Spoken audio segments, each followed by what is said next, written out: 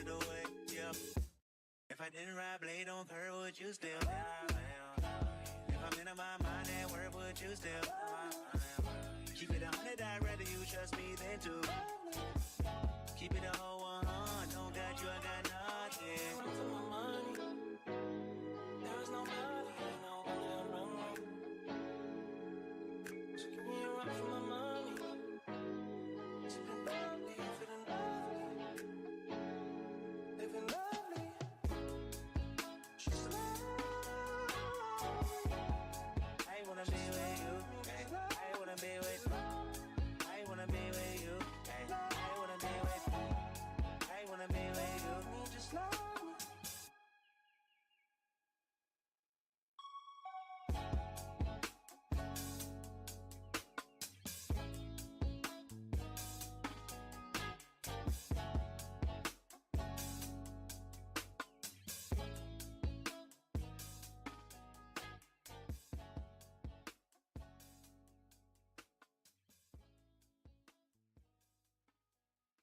Young and fine and dark and handsome, the boy from South Detroit. My bad. What's good, accent? What's good, D? Name of the cat? Her name is Kaylani. Hi, half-breed. Hi, Garcia. We can't hear you. You can hear me. You can hear me. Trust. You can hear me. You can hear me. You can hear me. You can hear me. How you feeling? Good. How? 2 years? Damn.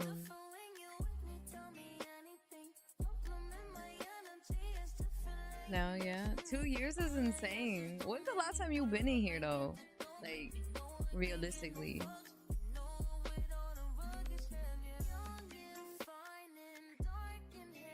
When's realistically the last time you've been in here?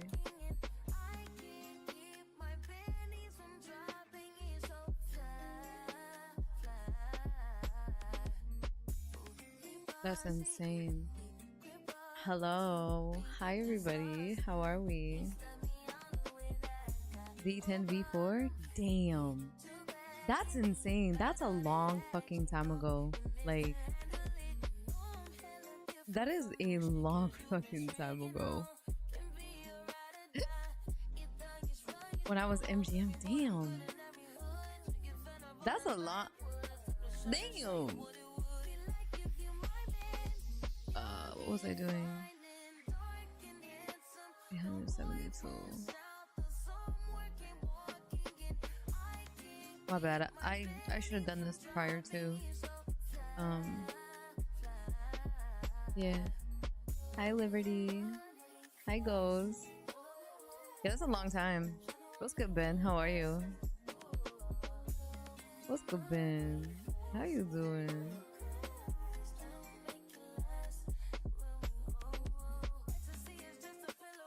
I be in tune? Yeah, but you haven't been in tune in a long time though. Like, you literally have not been in tune in a long time. Yeah. You look good. Period. Thank you. But you're slowly coming back. I'm coming back, chill. Man, that's I'm telling you, look, 0 seconds. You ain't that in tune. Zero seconds? What's good, Keats? How are you? Yeah, zero seconds. I'm saying you'll be in tune and it says 0 seconds is insane. But welcome back, welcome back. Welcome back. And by the way, I listen to you guys. I am streaming on YouTube, so obviously I'm gonna stream on YouTube as well. So I'm gonna have to build that up. I'm gonna build it up, but I'm multi-streaming, so yeah. YouTube is better than Twitch? You think so, Skeezer? Well, guess we'll see. I guess we'll have to see. You gonna see me in this bitch? Yeah, we'll see. We're gonna have to see. Good, I hate Twitch. Yeah, we live on YouTube too. I don't know how to use it yet. I don't know if it does it look good over there, YouTube? Does it look good over there? I don't think I have anything set up as far as YouTube goes anyways. Like, I literally have no idea how YouTube works. I didn't even look into it. I just woke up today and now with Twitch K is insane. I literally like woke up and I was like, fuck it, I'm gonna multi-stream. I didn't look into anything. I don't even know how to use it. And I was like, yeah, what's up, Delight? It's not like you're gonna make ASMR video just talking about life. You think so? Volume is mad low. Like my volume? Like me? I'm in love, not gonna lie. Period. No, it's good. No, but over on YouTube. Because of the way you're talking. I'm talking normal. What do you mean? I just have a better mic now. Talk to Cheeto, Carly, or Vic. I don't know any of them. Like I don't know them like OOC to be like, yo, you wanna help a bitch out? That's the thing. The light. Can you tell me if on YouTube it's low? Because I don't know how to fix it. Because it's connected to my Streamlabs, right? So I don't know how to. I don't know if it like correlates. Can you read a book and put I can read a book and put people to sleep? You think so? Like I don't know how to use YouTube. So for, at least for now, this is what it's gonna be. Because I don't know. It's connected to my Streamlabs, but like Twitch can hear me just fine, and it's like the same thing. Like it's coming from there. So I guess I'm just gonna have to. You know what? Let me actually look at it right now. Let me look at it right now. Let me stop being lazy, low-key. Let's see if I can figure out how to work it. Nobody, all that I've got, this is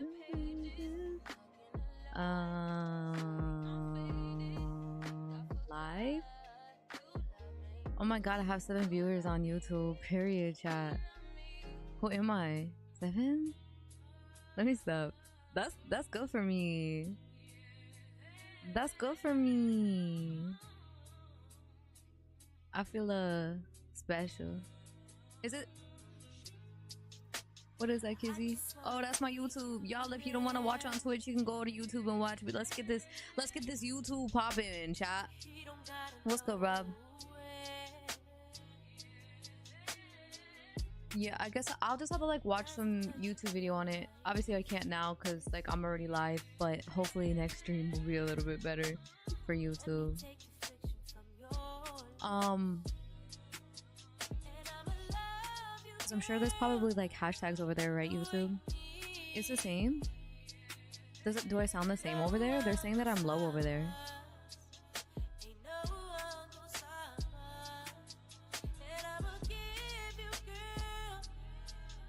Delay?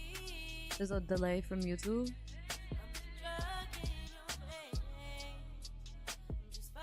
I don't know how to fix that. I don't know anything about YouTube, so YouTube, I'm sorry, just bear with me today, and then tonight I'll do some research into it a little bit more, to like be better for you guys. I'm gonna be better. I'll be better. You're fine? Like I'm fine or I'm fine? Like, you know what I mean? Like I look good, or you're saying like you good? Hi Jaden. Wait, you sound the same? You're like 5 to 10 seconds away on YouTube? Ah, okay. I'm fine and I'm fine? Okay, bet, period. I'm fine and I'm fine. I'm fine and I'm fine. Period. Yeah, I don't know how to work any of this shit, so. Both? Okay, period.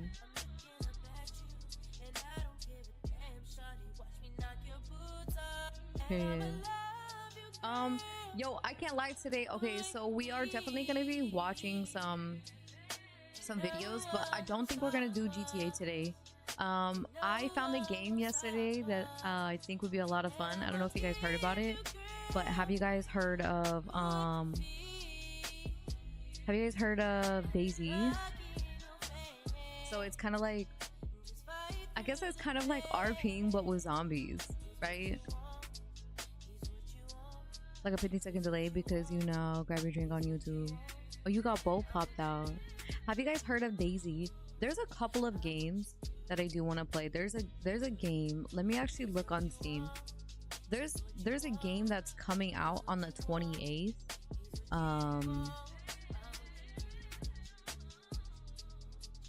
feel like I'm only coming out of one of my ears. What is it called? Let me see.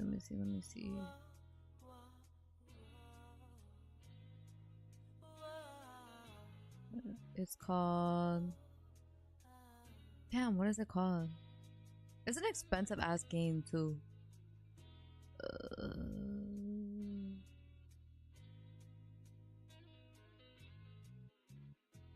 Popular upcoming. No. Damn, what is the game called? Yeah, well, I'm gonna play Daisy today. Yeah. I thought I was It comes out the 28th. I'm trying to figure out what it's called.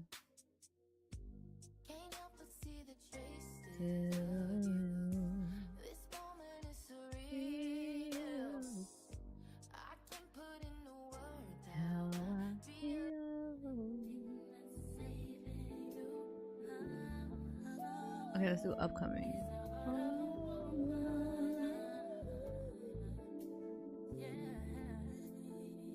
Comes out on the 28th.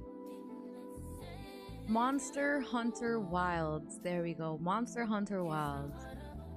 What's good, 13? Yeah, but I'm gonna play zombies. Daisy zombies. So it's like role playing, but like in a post-apocalyptic world, and it's like open world, and there's like other players in there.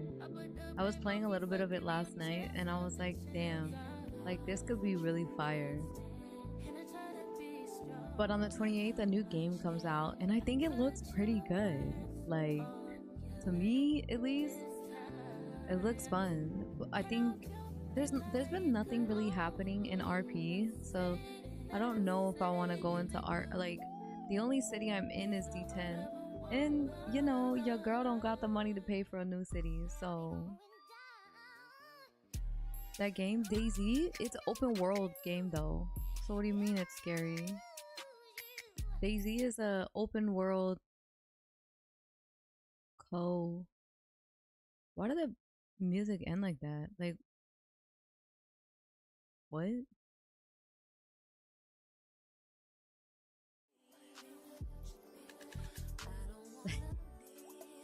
Weird. Okay. It's not really like a horror game, you know? Horror. It's not a horror game. Oh, by the way, guys, if I know some people would rather use YouTube, but if you guys, I am streaming live on YouTube, so we are trying to build up our YouTube over there. So if, you know, you hate Twitch, go watch me on YouTube. We're trying to build it up over there. We know we started from the bottom. We started from the bottom over there. Over here on Twitch, we good. On YouTube, we ain't so good. And make sure you guys subscribe over there as well, because I'm going to be posting over there, and I'm going to be going live over there every day. So if you just really ain't fucking with Twitch, you know. I don't know how to work this though. So, like, I don't know how to see things over there. My bad. Daylight is a horror. Oh yeah, no, it's called Daisy. It's called Daisy. That's what I don't know how to like look at everything in this. Like, I can open up chat. Oh fuck, I just accidentally closed it. Outlook, bitch. What the fuck?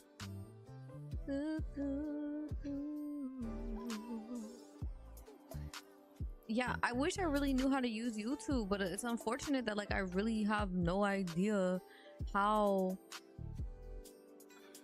to use it. I'm gonna be honest. Welcome to the chat. Remember your community guidelines. How do I like?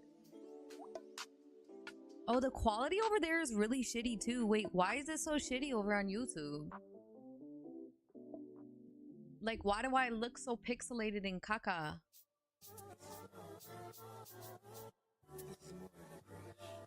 Do I really look that shitty over there on YouTube? Wait, why does it look like that? But this is why are the way that it's pushing out is super bad. What's up, Anthony? Why do I look so horrible over there?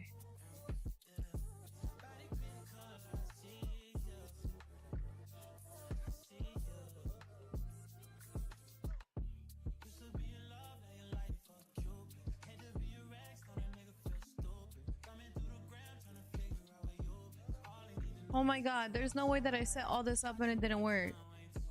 Oh, GG's. Okay. Fuck. Never caca? It looks like caca over there. Oh yeah, it's a learning curve. I literally just filled all of this out and I guess it didn't work. So now I'm gonna have to redo it, I guess. Which kind of fucking sucks. Because I literally took the time to do it. Okay, bear with me, chat. Bear with me. Bear with me. I'm trying to figure this out. Like, your girl is learning in...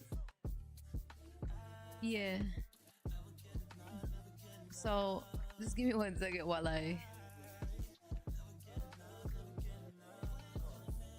I fucking edit this, because now I'm pissed.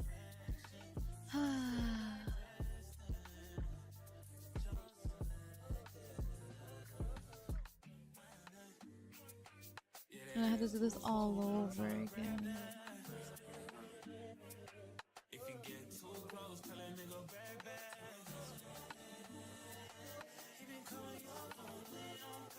I feel like if you don't have expensive ass camera for YouTube, it's gonna be... I do have an expensive ass camera. Like, what do you mean? Like, look at Twitch and YouTube looks like shit, and I don't know why. I literally, like, I don't know why. That's the thing. I do have one, right? But over there, I look pixelated. Why do I look pixelated on YouTube? Why they hoeing me, chat?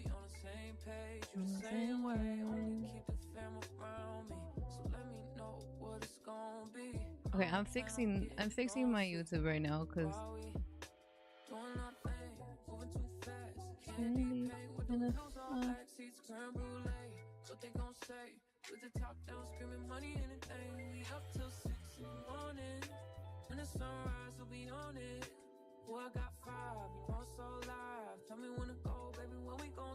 baby, where we gon' stop? Oh my god, Katie with the subby wubby. Thank you so much. I appreciate you. Thank you, thank you, thank you.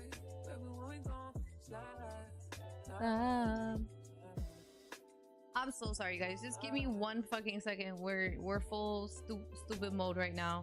Trying to figure out YouTube because your girl is not tech friendly. I am not tech friendly, and as much as I would really love to be, I'm not. I'm really not. So we're really just figuring everything out as we go on. So hopefully tomorrow on YouTube will be a little bit better than today. But once we start rolling, once we start moving and rolling, we'll be chilling. I just gotta, I like did all this and it didn't work, I guess. So we up till 6 in the morning.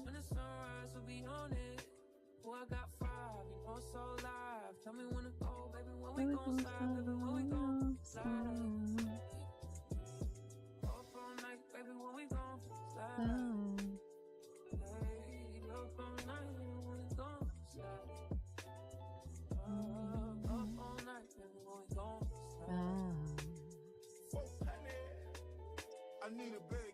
I also need to figure out why it looks like shit over on YouTube too. I promise I have a good camera. I just don't understand why it's not working.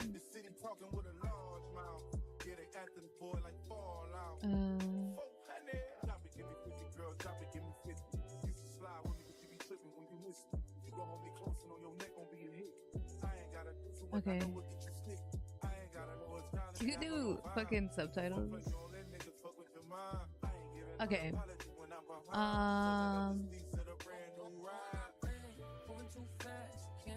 You can see. Oh, there is. Oh no, delay. Okay. Does anybody know how the fuck do I? Oh, I got it. YouTube's humbling you? Yeah, well, YouTube is really fucking humbling me to like the utmost. Like when I tell you that like I don't know how to pull anything out. Okay, let's do pop out. Pop out? No, because it's not showing me chat now. Ah. Okay, we can pop this shit out. Pop this. Bounce it back and forth. Okay, we got it. Damn, different platforms stream at the same time. Who are you? I know, bro. It's almost like I'm a streamer or something. I looked up and people are saying that this is YouTube thing, nothing you can do. Yeah, but I looked at other people and it's not like that. But okay. It is what it is, to be fair. I feel like there's so many things that I probably need to set up in this bitch too. But that probably comes like as time goes on, right? Like, I'm just gonna pop out the chat. That's what we're gonna do. And then I'm gonna pop out both these chats. And this is what we're doing. Double pop out. Okay, we're here. A streamer? Yeah, okay, so I had a question for you guys, chat. If I've been thinking a lot about like what kind of content I'm gonna be pushing out on my platforms, but I was thinking that maybe this weekend we could do a Discord segment, right, where you guys join Discord. And I mean, I don't know what the fuck we're gonna do in it, or anything, but just kind of bringing like chat up and like us just yapping together, you know, because I'm making what? Top flight security of the world, Craig. Like, I was thinking about that, like doing a, you know, like with chat, we're doing a segment in Discord. I might regret it, but I think it might be fun. It's bread? I don't even know the word that you used, and you had to tell me what it was. I don't think you're in the right place to ask for help. I don't know if I can help you. Bro, I'm gonna be honest with you. Do what they do best. Yeah, but I think what's hard is like finding like moments to clip and post other places. Look it up. Oh, that's a lot of work right now, I'm gonna be honest with you, Finland. I just let my brain explode trying to figure out YouTube. Blind. Okay, so how do people like, okay, this may sound crazy, and I know it sounds crazy. How the fuck do people make money on YouTube? How does one do that?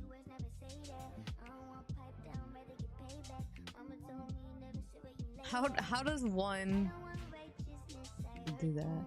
It's just like good bread. Oh, well, I mean, if you don't even know what it is, well, like, why you need a dono? Okay, and how does that work? Like, how do people do that? Like, views? Hi, Kilo. Donations. Okay, well, how are donations set up? Do you see how I have no idea how to use YouTube? Like, how does one set that up? Like, where do you set that up at? I guess I should have done all of this prior to, but I think it's a lot easier if I ask you guys for help than me trying to like figure out the help myself. I'm a really bad streamer because I don't know shit about anything. Let's which video we all learn together. I don't know, they donate you money, but like, where does it go? Into like YouTube? I don't get it. Bored losing it? Why are you so bored? In settings? Oh yeah, no, this fucking GG's. In the settings of what? YouTube? Like on studio? What? Like, do you see how I don't understand?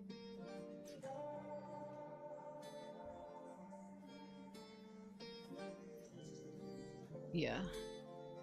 You need to monetize first to receive donos, I think. Okay, so I need to have a certain amount of things in order to get there.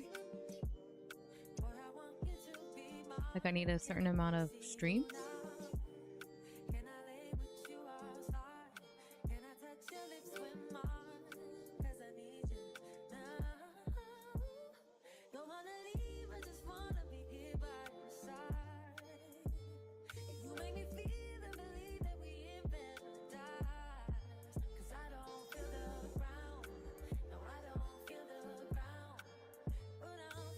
There's no delay on it, so I don't know why there's a delay, but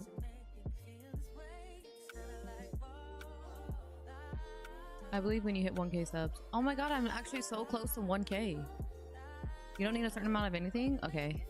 Are you looking to just stream or drop videos and shorts? Both? Part? But I'm streaming right now on YouTube. So I was like wondering how people make money on it. All my friends touching grass and all I want to do is play Sons of the Forest. Ah. No, you don't need a certain amount of anything. I believe it's when you hit 1K subs. Thanks, bitch. This is actual donation money. Oh. I felt as tell you stop hurting my boy Chester. Also, you're WRPA. Hurting? I've never hurt him. He's literally never been sad. If anything, I bring nothing but happiness into his life. Yeah, you're welcome. 1K subs and 4,000 hours of public watch time in the last 12 months. Oh, wait, that's how people make money on stream on Twitch? No, that's how people monetize through videos. How do people make money on stream on YouTube? I know what you're talking about. I know what you're talking about. That's monetizing through content. But also, guys, we're almost to 1K subs on YouTube.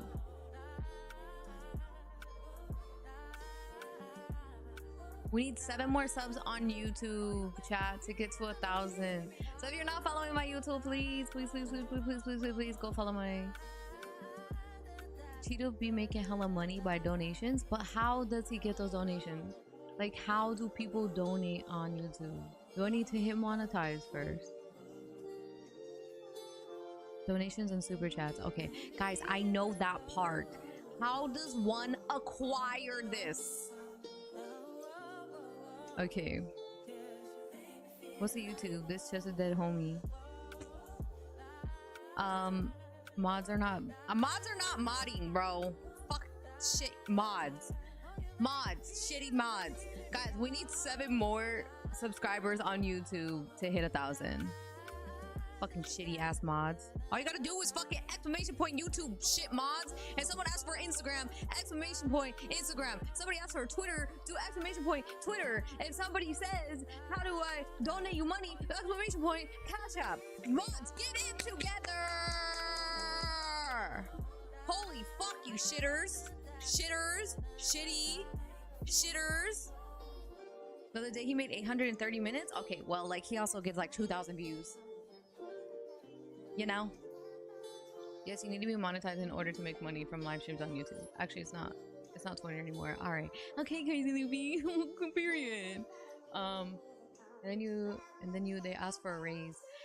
A raise? They don't do shit.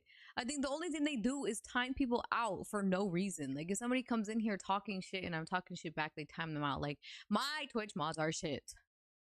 Donate through Cash App, PayPal, so Twitch on YouTube don't get their cut. Fuck them. Yeah. I actually don't know how to connect my PayPal. So I have a business PayPal because when I was doing TikTok, all of my shit went through that. And so yeah, with that it became really hard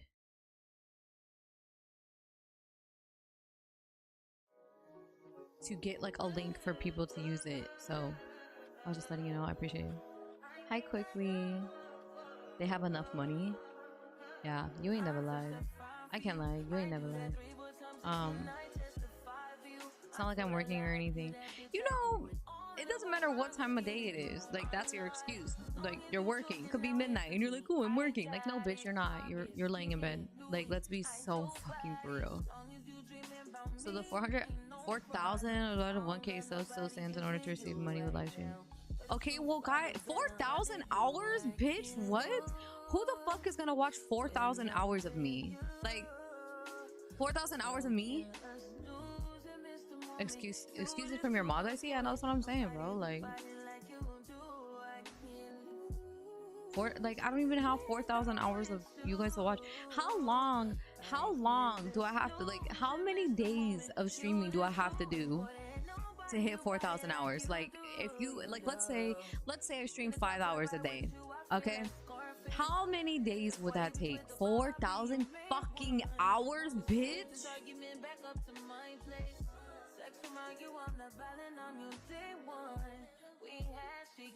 Live streams replay like some people do, build up the view. How long is that? Like how many days is that? 4,000 hours. I can lose. Can anybody do math, or is it just like fuck me? I have to do is wait for one of these famous streamers to shout you out on YouTube. Then your show will blow up. Just wait for somebody to fuck with me. That's crazy. All content on your YouTube channel. If I'm watching someone for 4K hours, we gotta be best friends. 800 days for 5 hours. All right, fuck it. I give up. I already give up. 800 days? Bitch, there's only 365 days in a year. I'm giving myself 1 year left with this content creation shit in order to make like decent money enough to not give it up. That's it. This is my last year. You can also upload some videos. You don't say. I don't have an editor though. I literally had this whole conversation last night. I had this conversation last night with somebody. I can't lie. And I started to get a little frustrated with it because like, I'm not an editor. I don't have love for editing. Editing. I don't want to. That's like 3 years worth of streams. That's what I'm saying. You actually stream like 9 hours, so 4 days out of 9 you got it? No, but there's only 365 days left in the year. I told you guys, this is my last year streaming if something doesn't pop off. That's why I'm trying to put the amount of time I am in here. That's why I'm multi-streaming. That's why I'm trying to push out content on all platforms. This is why I'm doing this, because if something doesn't give, then I'm out of here.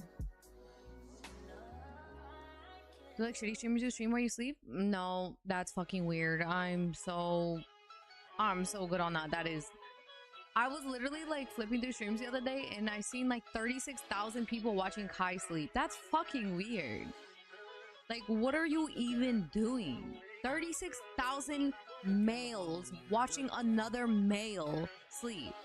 Like,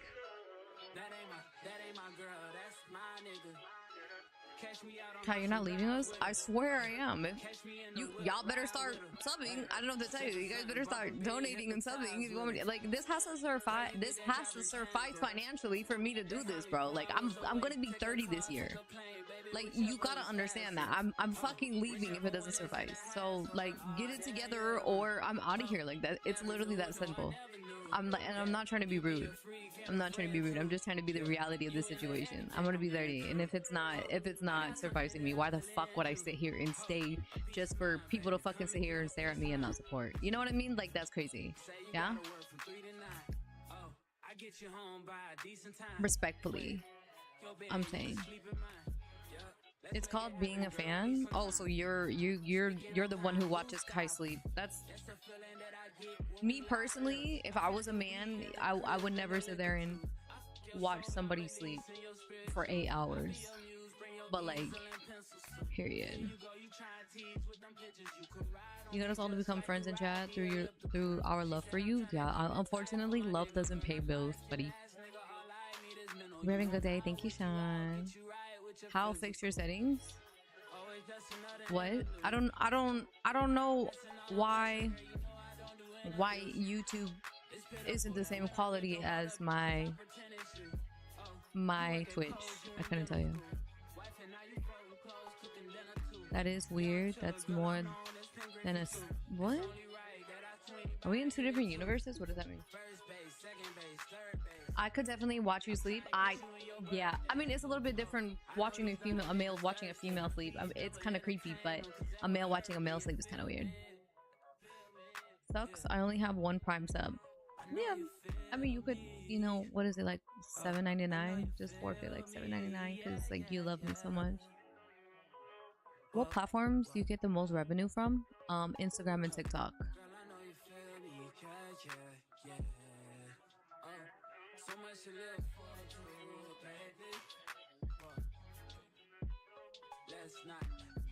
Katie, you're not even subbed up. Oh, you are. 14-month subscriber period. I did 2.5 months streaming. Had a 45-day equal subs. Don't say you're growing and immediately retired. Oh, I've grown up and down. I actually want to apply to partner. I texted Lauren to see if she's gonna help me, but she just didn't text me back. So you got more than a lot of people than Kilo. Yeah, I mean 2.5 months, 45 daily views. Like that's pretty decent. And the only way to grow is to post content, bro. Which I don't, but that's 45 views for 2.5 months, bro. When I first started streaming, I didn't have anybody in my bitch. In my bitch. I didn't have anybody in this shit, bro. But I still showed up every day. Just flood your YouTube channel with content. Either VODs or vids. That's the fastest way to get monetized. Yeah. I know. But I can't post VODs because I play music. You can't post it on YouTube. That's why I'm listening to non-copyrighted music right now. I can't do anything about all that other stuff. And I also don't know what to post. I'm not an editor. I don't plan on editing. I'm pretty sure if I stream, not even my mom would watch. Wow, why not? Why would you think that? All they wanted to do was watch D10 content, and I cannot do it. I mean, as soon as I start doing something else, the majority of the people in my stream right now are like, they're gonna leave because I'm not doing D10 today. So it doesn't even, regardless if that's what they want to watch, it doesn't matter what other people want. Do what you want to do. It's your stream. Honestly, your content RPing is pretty great. You're actually entertaining as fuck. Yeah, but I don't want to be, I don't want to be just stuck in RP. Like I don't want, like I'm not doing RP today. I wake up and I'm not like, damn, I want to get on RP. Like I've never said that. And I don't plan on getting on RP tonight. I want to play Daisy. What I think. Females that do OnlyFans, if I find them so not attractive, why is that? Oh my god, bro, English. I don't know what you're saying, firm. I don't know what that means. I have no idea. I agree with flooding your YouTube. I don't even like. I'm on my 14-month period. Now my people's not that loyal. Neither are mine. What's up, bro? Like,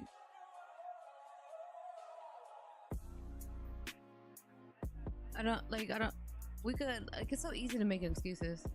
Your English is shit, I can tell. I don't even know what you were saying. Live reactions too? I mean, yeah. I mean, I know that.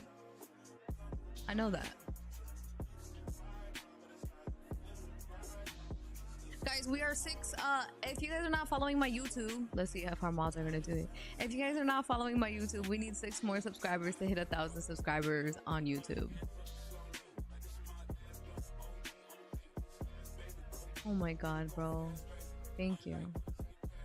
Not even a mod. Yo. I just thought I literally even gave the command. I said, okay, let's see if they do it.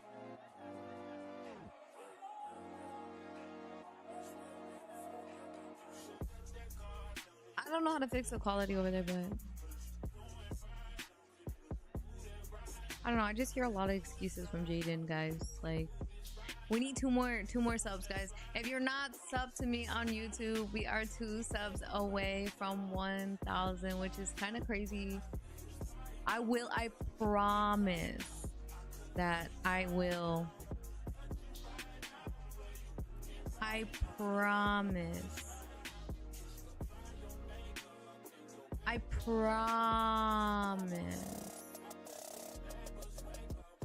that I'll post more. I will edit tonight. Word to my mother that I will post something on YouTube. Jaden B2 night. Hi Enzo. This fucking bug is testing my. I gotta close my windows. That's what I gotta do. I can't do this anymore. What do you about uploading your TikToks to your YouTube? I don't post on TikTok anymore, so it doesn't really make W1K. Yeah, we hit 1K on YouTube. Let's fucking go, W chat. I appreciate you guys. Now we need 4,000 hours watched. So even if you guys are watching me here on Twitch, if you guys can pull up. It's not always as good as Twitch due to different compression rates. Thank you, Reynard. It looks like shit over there. Even though you guys are watching me on Twitch, make sure if you guys can pull up my YouTube in the background and just let that shit play if you're on a PC. Or if you got like anywhere else you could pull it up on. Please do me that solid, because I need 4,000 active hours watched in order to get monetized over there. Hi, David. Hello, Lick. But no ads on YouTube, so trade off, I guess. Yeah, I mean, yeah. If you're not subbed up and you know you want to continue watching, go over to YouTube. Oh sure, no problem. Damn, it just looks like why am I begging you, Kilo? Yeah, you can also sub to get no ads too. Bet what's your YouTube? It's actually pinned. Yep, it's pinned. But my mods will drop the link. My mods. My mod.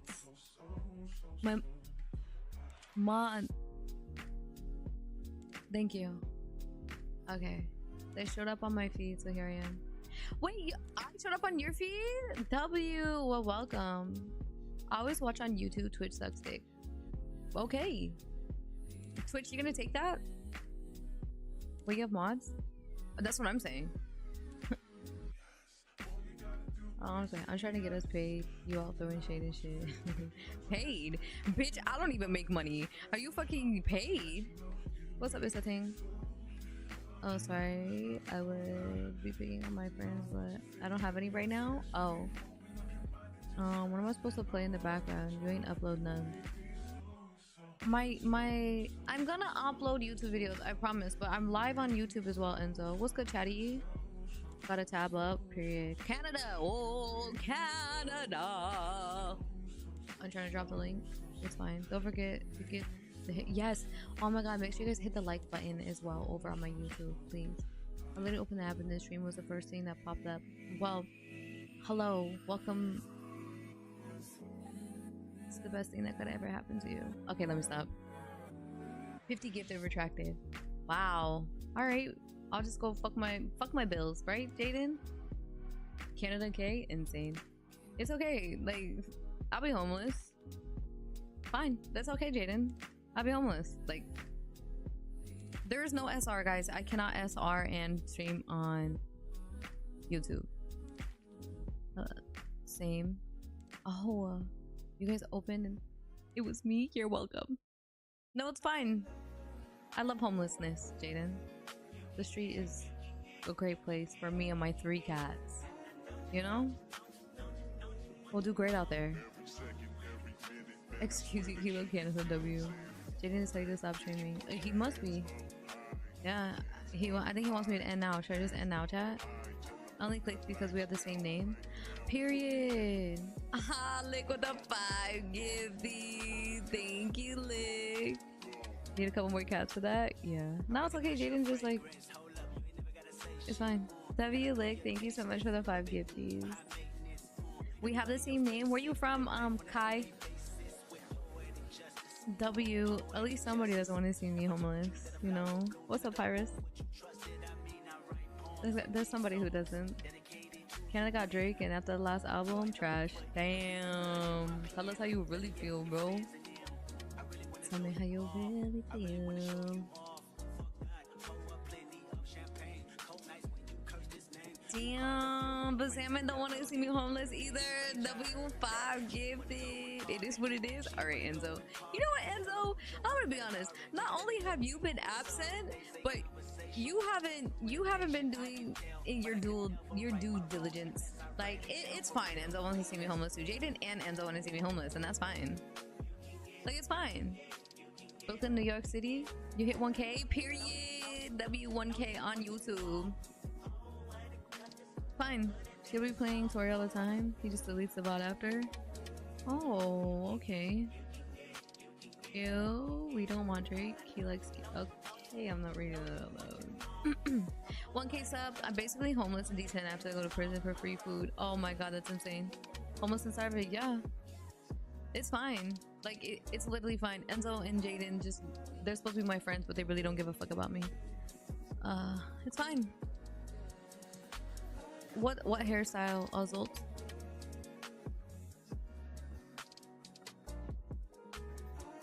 What's up, Pete? Petrius? Petri? Petri? Unfortunate, yeah. We care about you? No, it's fine, it's fine. Damn, so I have friends like Jaden? I know. Look, he's my best friend. Like, it's just fine, it's fine. Enzo and Jaden just... It's fine. You deserve better. Cheeto is just... That's why he acts like that. Insane. Insane. Don't let her gaslight you. It's fine. Like, he said he's retracting. He's gonna retract his 50 gifted. And he wants me homeless. That's what he said. Fine.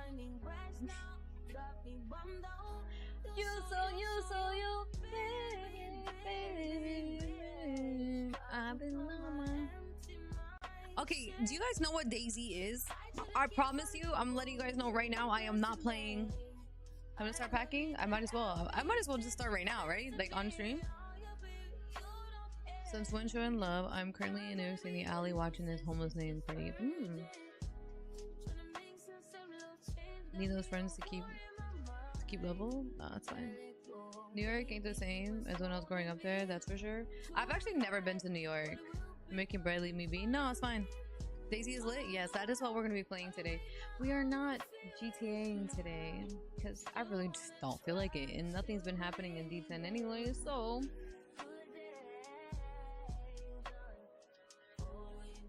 it's like a survival game. Yep, I was playing a little bit of it yesterday just to get an understanding. So when I got on stream and it looked like a dummy. Grab my ass cheeks to confirm it's you. Oh.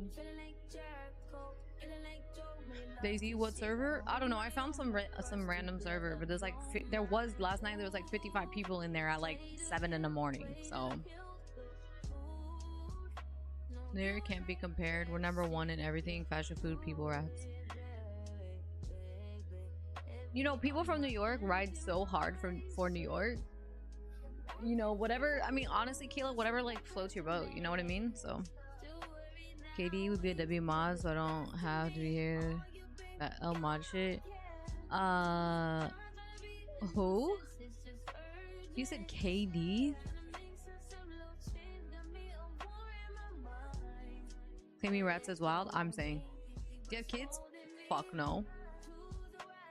You gotta go to Grizzly World. I'm not paying $400 to play in the city. You never wanted none of that but rats back. Pay me rats, yeah. Dirty, homeless, illegals, crime. Wow. You seem like a good mom. Okay. This is my child right here. You see this fur baby? KD used to be a mod. KD did. He used to be a mod. Unmodded. He is a mod. What do you mean? RP and D10 sucks. They gotta enforce it. Yeah. Think kids again. Yeah. Looking for the highest building as we speak. Take care. I'm kidding. But it's the actual animal that looks like a stuffy. It's my cat. Yeah. I think Cheeto was already about the CK Chester and Grizzly Road less than a week. Down 400. Yeah, I'm not paying any money to get into any city. I'll forever love New York. It'll be the goal to hell before I live in its current condition. Yeah, that's my little sweet baby. A word? Yeah, that's how we feeling. I mean, I don't know what you want me to say. No, please, don't do it. No, let me stop. That's fucked up.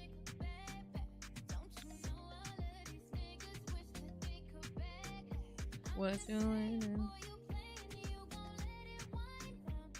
Okay, guys, we are 118 subs away from 1,000 subs again.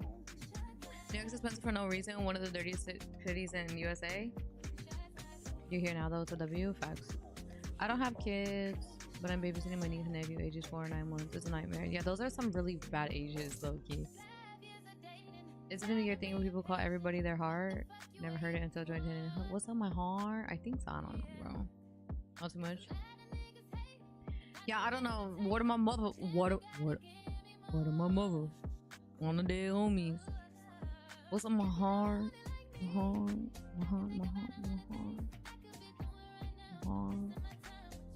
Hey, my heart, my soul, my baby, my everything, my love. I just speak real aggressive. I wouldn't survive in I'm gonna be what am I? I would never survive in New York because like that aggressive ass talk, like bitch, I'm gonna give it to you right back. Like I got an attitude. You like who the fuck is you talking to? What am I? That's how I'd be. I don't know. That's just me. I wouldn't be able to. Yeah. Chakra. Okay. Do you guys, should we watch something, chat? Like, should we watch a video?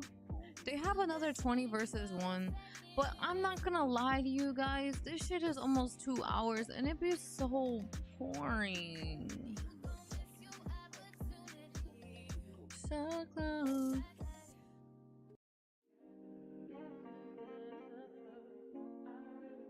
Guys, what should I put my... Get it together.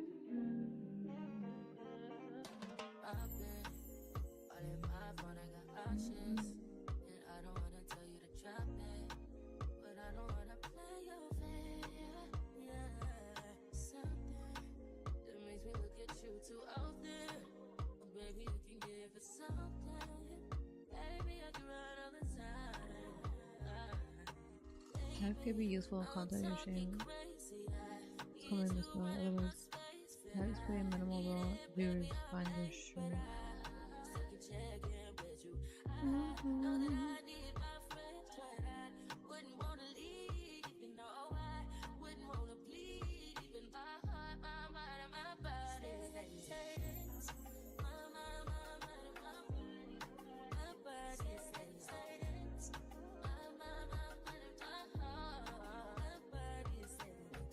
It does be boring now. That's what I'm saying. Just skip through it. Juicy is already. We already watched this video. I don't know how to speak that way. Ultimatum. What about say that I heard that too? What? New Yorkers call sandwiches hoagies? Almost forgot about that. It's the first time. Like, yeah, this is my first time writer on YouTube. When you start killing zombies and eating people. Yeah, I do want to play Daisy. You didn't have to comment to that. I'm learning things. So survives. We're gonna play. We're playing Daisy, but I'm trying to fix YouTube. Okay. I don't see anything on YouTube like worth watching right now. I can't lie. Joe Rogan, let's learn some shit. Fuck no. I don't even want to. I would never want to open my stream to fucking open somebody's stream to watch them fucking learn something. Get the fuck off. Get hell nah. Another one we say is you dick eating or on my day heaven. Yeah. I don't really care for New York. I can't lie.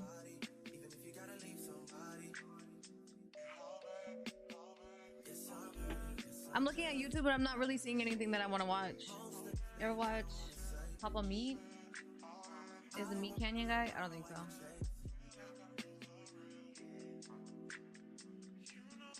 Guys, you know what I really want to do? I wish I talked about this with Lauren, bro. I really want to do a fucking podcast, bro, because I'm a top tier yapper. But like, bro, she hasn't been fucking on in like, bro. Plum.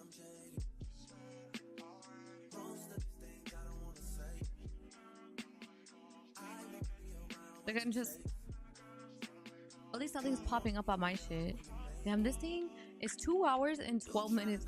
Y'all know who Ashley Trevino is, chat? Class would be so lit. I know, but you can't do a podcast like by yourself. Decent 20 moments, upload a new video. We watched it yesterday. Hi Reaper, how are you? Put me in a podcast. I'm the pro yapper. I don't even know you, bro. Y'all heard of Ash Trevino, right? And like her whole lore. Yeah, I'm gonna play Chaz. I'm gonna play Daisy. But we could. I want to do segments though. Like, I want to do segments 100% where I bring you guys up in Discord. I think we'll do that this weekend. So like this weekend, probably on Friday. Wait, depending on whatever day, it's my homegirl's birthday this weekend. I don't know which day we're going out, but either Friday or Saturday we can do a Discord thing, bro, chat where like anybody can go in there and we could yap together, one at a time though. I'm gonna fix my Discord where I have like, yeah. Hi Trey.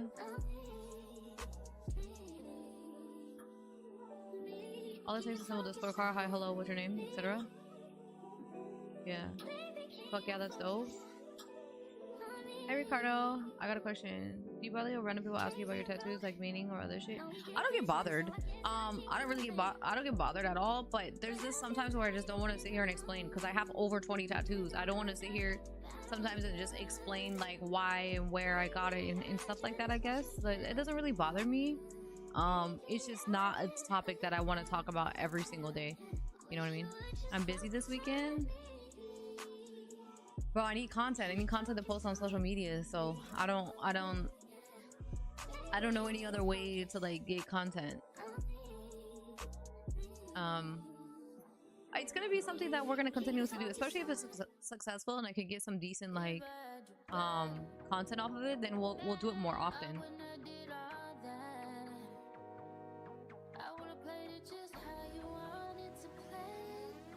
You know? Okay. Damn, this girl's yapping for 2 hours and 10 minutes. Drunk.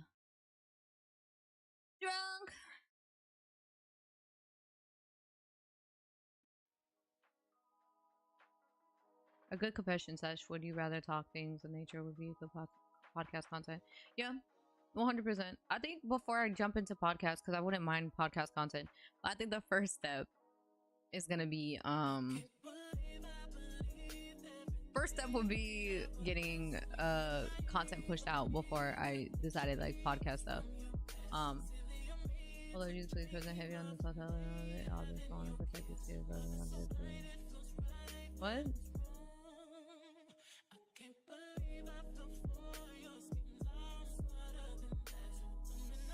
No, for sure, yeah. Baby steps. I was getting frustrated at the conversation I was having last night about that as well, because like I think the first step is getting the content out there, right? So like I was talking to somebody about it, and then like we're getting to a point where we were 10 steps ahead and we just needed to be at step 1. So hey, fine shit, how's your day going? Good, Jose, how was your day? Okay, I'm gonna see. I heard this video was really good, so I want to watch this video. I want to see how this video is, low-key. If it gets boring, then I'm gonna turn it off and we're just gonna start playing DayZ. But I definitely want to watch this video. So we're gonna watch this and see what it's about. We're gonna see what it's about. I'm really intrigued on this. So have you ever heard of the Russian sleep experiment? It's a fake fictional story. It's a creepypasta where 5 subjects, they're prisoners of war. They're given the option. You can take part in our sleep study where you will be awake for 30 full days. You don't get an inkling of sleep for 30 days. And if you survive, is it okay? Does it sound okay, chat? You can be free. We're not going to hold you prisoner anymore. You can walk out of here and nobody is going to hurt you. It's a singular month in exchange for the rest of your life. Why would you not take it? The experimenters, the researchers, they developed this special gas that's going to prevent the subjects from falling asleep. And the first 5 days, everything goes well. They hardly complain. They're like, this is the best thing ever. We're going to be free in 25 days. After the first 5 days, the subjects start exhibiting severe paranoia. They stop talking to each other. Their only companions in the entire study, they turn on each other. They start whispering into the microphones for the researchers. They believe if they turn on their fellow subjects, they can win the trust of the experimenters that are testing on them and guarantee their freedom. 9 days in, one of the subjects does not stop screaming for 3 hours straight. He is screaming until he tears his vocal cords. And long story short, by the halfway mark, all of the windows that the experimenters are looking into, they're covered in feces. Ew. They tell the subjects on the intercom, "We are opening the chamber to test the microphone. Step away from the door and lie flat on the floor or you will be shot. Compliance will earn one of you your immediate freedom." They just hear a singular voice call back out to them. "We no longer want to be freed." By the end of it, the researchers go in and they got to get the subjects out.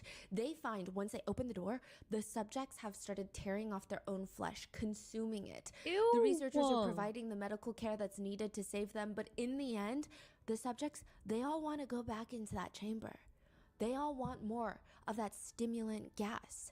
The same thing that ruined them, turned them into these violent zombie-like creatures. They want that gas. They don't want to sleep. So the experimenters ask, why would you possibly want something that destroyed you? They say, well, I must remain awake. It's an addicting idea, the theory, the concept of what happens to humans if they don't sleep. There are content creators that have been trying to replicate that feeling. TikTok Live being one of the platforms.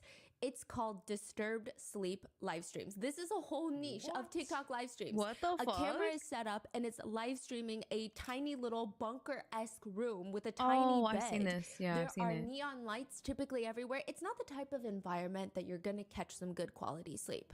You have the live streamer on the bed, and then there's this board behind them. And this live streamer, I mean, their eyes are closed, they're acting like nobody else is in the room with them. It feels oddly voyeuristic and illegal. The board usually says, for this donation, this will happen. So for example, for a Galaxy donation, a giant air balloon puppet, the ones you see in front of the car dealerships, will blow up, fill up the room, and start singing Baby Shark loudly at full volume. The concept is very simple. You donate money to watch the live streamer get woken up over and over and over again, not being allowed to fall asleep, never getting the sleep that they desperately claim that they want. Oh, they just sleep when they get off stream. Dumb. Sitting there. They're sleeping. They're laying down, eyes closed. So how did that balloon pop up? Once you donate, it's all automated. What? Yeah, I don't know if someone is there helping. Huh. Okay. Yeah, and they make They money. just sleep when they you get get off, your own like- little Russian sleep experiment. You get to torture these live streamers, and humanity becomes less appealing for aliens to save. This is the TikTok live streaming world.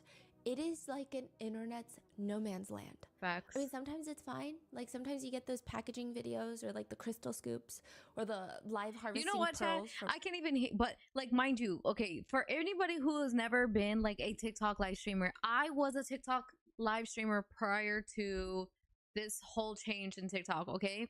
Right?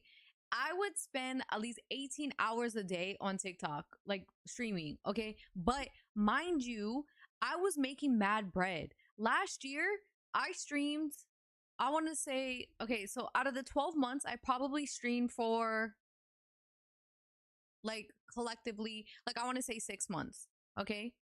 I streamed for 6 months and I made 6 figures. I made 6 figures in 6 months on TikTok Live prior to the change. Now it's changed. Now it's not the same thing. If you were making that money, would you not sit on that bitch too? Also, you kind of like, people do got to get creative as far as like being on there, because nobody wants to watch the same shit all of the time. You know what I mean? But if you were making that money, you're gonna be on that bitch too. And if you think of something, a way to like monetize to be able to make more money, then do it. And that sleep streaming shit, like people love that shit. And I'm gonna be honest, like, yeah, you're interrupting their sleep in the meantime, but they're just gonna get off live and go to sleep. Like everything is like, you know what I mean?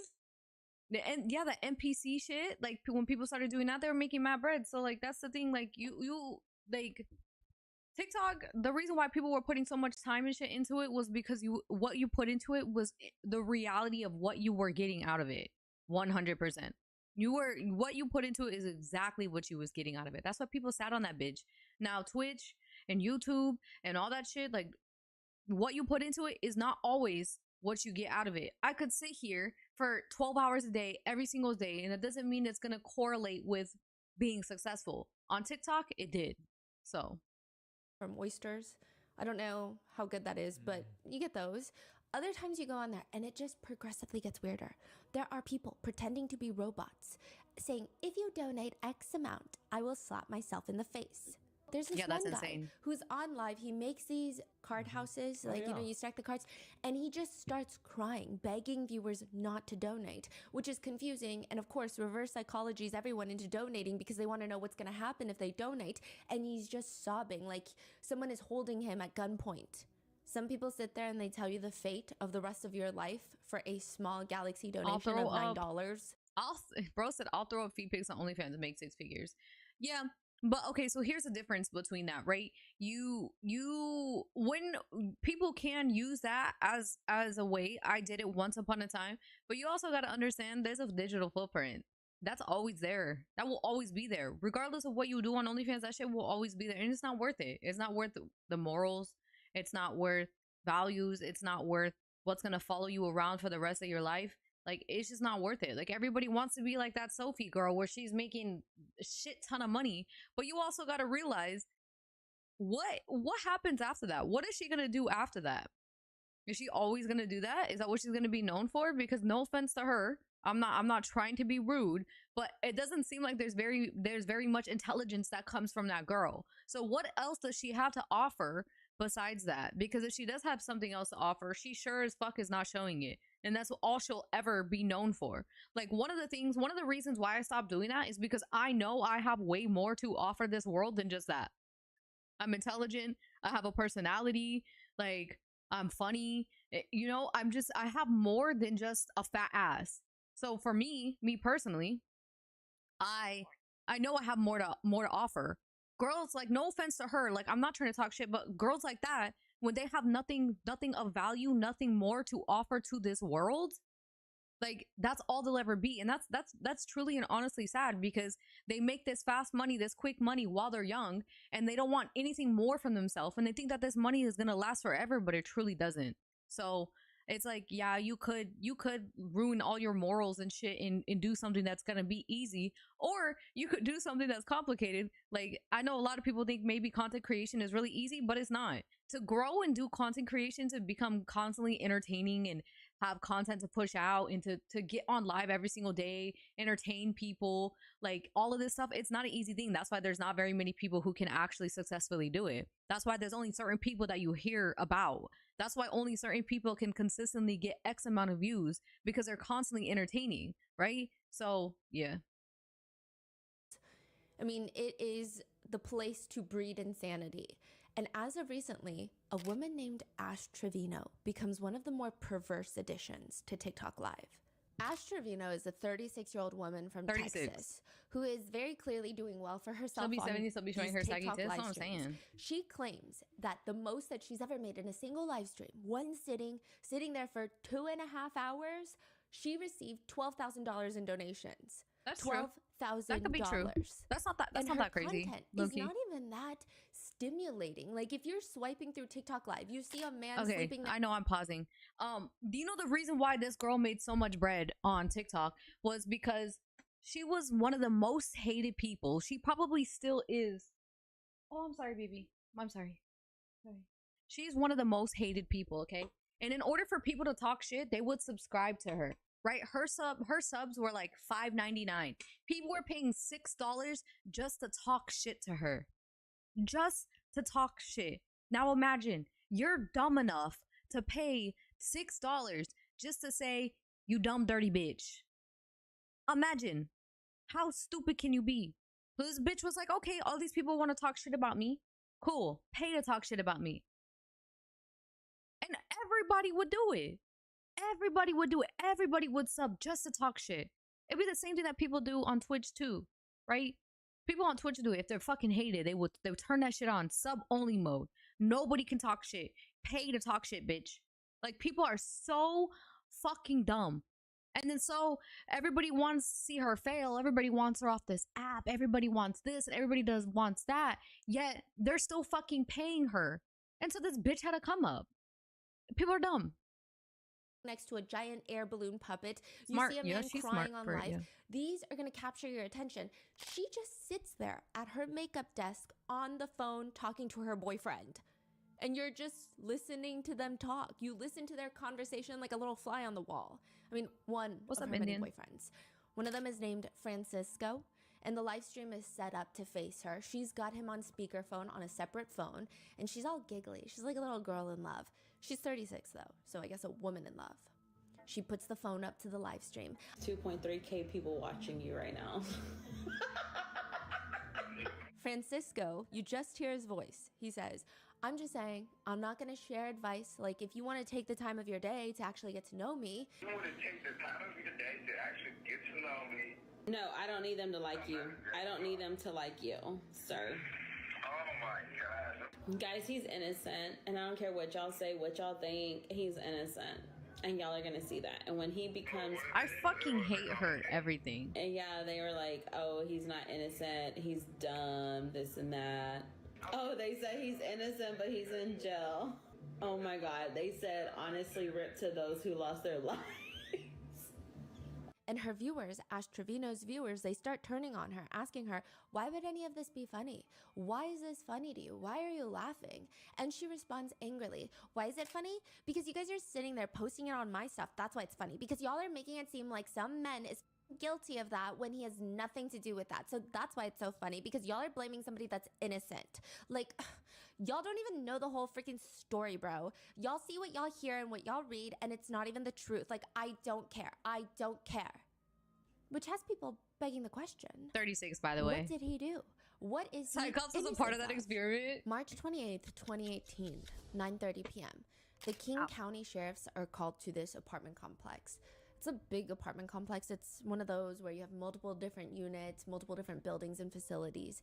And the police, they know why they're called to the apartment, but even when they get there physically, it's like every single resident came out of their unit and now they're just running. They're scrambling. People are running every which way. The entire apartment complex feels like all hell has broken loose. The police go straight to the place where everybody is running away from. They go straight there. They're going in the opposite direction.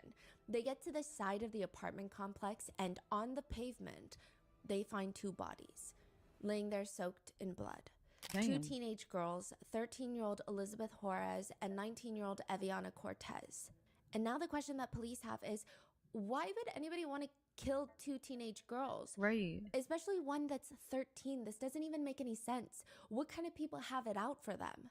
In 13-year-old Elizabeth's bag, they find a black can of spray paint.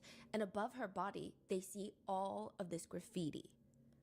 They're called like gang tags. You mark your territory, essentially, street gangs will, by graffitiing their symbols, their names, their street names, their gang names, their acronyms. And it has been reported that Elizabeth, 13-year-old Elizabeth, was part of the South Side Locos. It's a street gang. And I say was a part of very loosely because she's 13. I barely knew what I was doing at 13. Facts. The last thing that I had the mental capacity to do is pledge my loyalty and life to a gang. But apparently, she had seen that a rival from an opposing gang, their rival street gang, was moving into their apartment complex. And prior to moving in, they had come in and graffitied their name, ULK, all over the apartment complex. So as the rival gang member, she goes and she just starts crossing it out. She crosses out their acronyms, crosses out their names, and that is perceived to be a direct threat. Somebody sees her doing this. Yeah. Now you're gonna think, if you see a little 13-year-old girl graffitiing on the side of the wall, even if you're a part of the opposing gang, I don't know, aren't there codes of conduct? Don't harm children. Would you not just think to yourself, what has this 13-year-old gotten into joining a gang? But no, she is shot and killed. Along with her, Eviana Cortez, who just happened to be there that day. She had nothing to do with the graffiti. Elizabeth is shot in the back of the head and the back of the left thigh. Damn. Eviana is shot 4 times to her stomach, leg, and left ear. They are both pronounced dead at the hospital. So he lives there and he just walked out and opened fire? In a car. Yeah. Wow. Damn, That he killed is 2 Francisco, kids. and that is what he is in That's jail the for. guy she was This is talking the to? person, that TikToker, if you can even call her that, viral train wreck, Ash Trevino, is dating and is live streaming, talking to on the phone while he's in prison for these crimes. She said, they said RIP to the people who lost their lives, and she's cackling. She claims that he's innocent, but is he really? 19 shell casings were found at the crime scene, and Francisco's DNA was found on those shell casings. In Francisco's apartment, they find a revolver, a 9mm magazine matching the shell casings left at the crime scene. They find a laser sight for a handgun to help aim. They find loose ammo as well as writing that confirmed Francisco's gang affiliation. They find messages and photos referencing the double homicide on his phone. In one video that Francisco takes, he is at the memorial for both of his victims. This is days after the murder, allegedly saying, "Man, shows you the repercussions when you f with a G-man. You already know what it is. ULK, his gang name." It is believed that he sent this video to fellow gang members on Snapchat. They also found messages from another gang member to Francisco, sending a picture of Elizabeth Bro probably with thinks the he's words, so fucking "RIP cool, little too. one," to which Killing Francisco's kids. account responds, "That bitch." 13-year-old. But another aspect to this case that makes people feel like, yeah, sure, but he's definitely guilty. He's got quite a list of crimes that he's been convicted for aside from the double homicide. Tampering with evidence. He tried to intimidate a minor to take the fall for a gun that was found in his car. He has 2 convictions for assault, one of which took place in the jail. The reason that he assaulted a fellow inmate is apparently a guy walks into the unit. Turns out he's part of the rival gang, and without any provocation, Francisco takes off his jail slippers and just starts jumping on this man, punching, kicking him, throwing him onto the ground out of nowhere. Aside from that, the 4 assault cases, the witness tampering case, Francisco is already in prison for another murder that he has been convicted of another rival gang member. So he murdered 3 people? Yes. Damn. He is connected to 3 separate murders, 4 assault cases, 1 case of tampering with a witness. The prosecutors wrote this about him. Given the defendant's brutal course of conduct and disregard for human life, the defendant clearly presents a substantial likelihood of danger to the entire community. He is in prison, but somehow that is exactly what TikToker Ash Trevino wants in a romantic partner. She likes to date men in prison that are accused Yeah, because of she doing can't get a heinous man things out in the and street. Like, look at her. documents She all of offers this nothing to on her life. TikTok live streams. Netizens are getting involved in real time to try and call the authorities to get her children taken away from her and her prison boyfriends. The thing is, you could, if you look at people's dating history, like hers, like, what's up, Zay? Like, she can only date people who are in prison because she is not capable of getting somebody outside of it, right?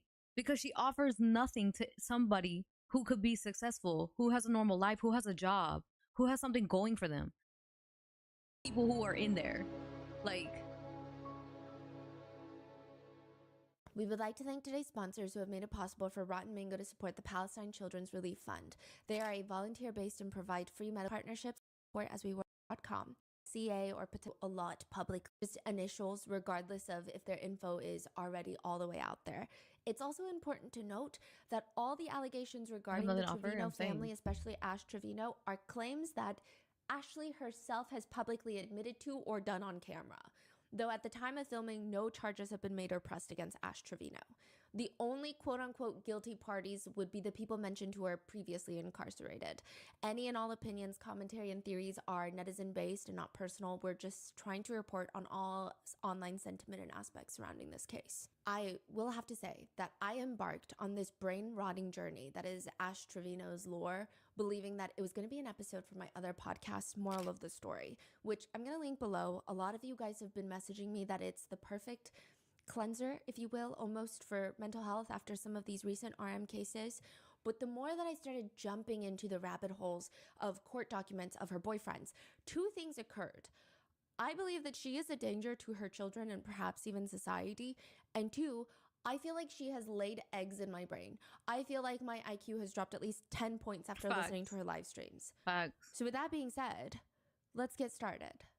In the past few weeks, the internet has collectively band together to get a CPS case opened on a TikToker named Ash Trevino. Ash Trevino is, I want to say she is constantly live streaming. It's like being a CCTV camera on her phone, just a wall camera, a fly on the wall. How old are her kids? She is 36. She has 2 daughters that are 16 and 13. And she believes that the internet is unjustly trying to get them taken away from her. Ashley addresses this in a live stream saying, y'all are really trying to get my kids taken from me, and it's not going to happen. Do you know how many CPS cases I've had on me in the last 4 months, and I still have custody of my kids? Like, she doesn't have custody of her kids, though. You have to have her parents do. That they're in an unfit condition, right? You do understand that, right? For those of y'all that love to call CPS on me, y'all do understand. You have to have proof that my kids are in harm's way, my kids are this, my kids are that, y'all really have to have proof. So here is the list of proof that netizens have gathered against Ash Trevino. Did she just brag about she had 20 cases on her? And nothing has happened. That's her biggest flex, biggest accomplishment, is evading CPS, falling through the cracks of CPS. In the state of Texas, you know what's crazy is, like, okay, CPS is so bad. Like it's not even somewhere where you can trust that kids are going to be okay, because people fall through the cracks of CPS all the time. Literally, my two cousins, I have an auntie who is addicted to drugs. And when I mean like addicted to drugs at the worst kind of drugs that you could think of, okay? I reported her. But she still has her kids. They don't care. They don't care to help kids. They don't actually really do anything. She was supposed to report to get drug tested. Never happened. They didn't do shit about it, bro. Nothing. Like CPS is literally pointless and stupid. I don't even know why they have it. I don't even know what they're doing. There's so many abused kids who are being neglected, who don't have clothes or shoes, who are getting beaten in their house, who parents are, you know, essaying them and all this shit, and they're not doing anything. And it's like, it doesn't matter how much you report, nothing's gonna happen. It's kind of pointless, bro. And it's fucked up, because it's like, why do we have this if they're not even like, what are you actually doing? If you're not doing your job, like, what's the point of you being here? Things CPS workers are looking for is kitchen and food availability. The guidelines are along the lines of: kitchen should have healthy, readily available food. CPS looks for balanced food options like fruits, vegetables, dairy, and proteins to ensure proper child nutrition, which some netizens are pointing out that it seems like the entirety of the food consumption that Ash eats. I mean, there are fitness gurus who have done 40-minute videos on Ash Trevino's diet, just critiquing the way she eats. Her main consumption is hot Cheeto and bean dip. Bean dip, because I'm the bean dip queen. Ashley does these massive grocery hauls that netizens have been dubbing the Red 40 haul. Red 40 after the chemical coloring, because she will spend nearly $800 at the grocery store and just come home with different variations of hot Cheetos and sour candies, which I will say, not having access to healthy produce or fresh food is a big problem, especially in the state of this economy. And I don't think that netizens should dictate what other people eat or don't eat. But a few things. Ashley is a mother, and it's typically a natural want for parents to want to feed their kids fresh, healthy meals that are nutritious. But if she does not have the financial I don't know if you guys resources, have seen her kids that's either. one thing. Her kids are bigger than her, because this is all she buys. Like, imagine you're in high school, you just started high school, right? And you're being bullied and shit like that because you're a bigger person, because your parents do not buy food that you need in order to be a healthy child. So now you're just like this. I'm not trying to talk shit about kids, so like, you know what I mean? Thing. But she is spending $700-800 on chips and snacks during these grocery hauls. There is not a fresh leaf in sight. $700, like, and she lets you know 100 bags of chips. Yeah, she'll read you the whole receipt. She'll show you the receipt. She loves showing people how much money she spends. $738, which naturally angers a lot of netizens. A lot of netizens feel like, if I had $800 to blow on groceries in a single trip, I would get my kids everything fresh and nutritious. I would get them so many eggs. In another live stream, her kids are talking about how they want Ashley to make food for them tomorrow. And she's shocked. She's genuinely shocked on the live stream. Oh, you want me to cook tomorrow? Mm-hmm. Both of y'all. Almost like you're a mother. Both of her kids a death glare. Like, they have asked her to sacrifice her life for a bag of tennis balls. Netizens point out they have never seen her daughters eat a home-cooked meal, ever. And they suspect that her two kids are probably suffering from a lack of nutrition. She also eats chips in a very interesting way, or at least a few times she has. She gets the chips in her hand and she throws it back like she's taking a shot. And one comment reads, "She's eating chips like she's taking a damn vitamin and it's taking me out." Yeah, but I guess one could argue, I mean, at least her kids are being fed, right? I guess. The next thing CPS looks for are appropriate sleeping arrangements. This is a big one. Infants need safe cribs, free of blankets and toys. Opposite children over 6 years old should typically have separate rooms, and bunk beds must have safety railings for younger children. When Ash is doing a live stream, she's showing off her apartment. She does a quick peek into her daughter's room. They share a room, 16 and 13, and netizens are very quick to point out, wait, is that a singular air mattress on the floor for both the girls to sleep in? Just a singular air mattress in the room for both of her daughters to share. When netizens start pointing that out, Ashley states that they're not staying with her, implying it's fine because they're only here once in a while. They're staying with her parents.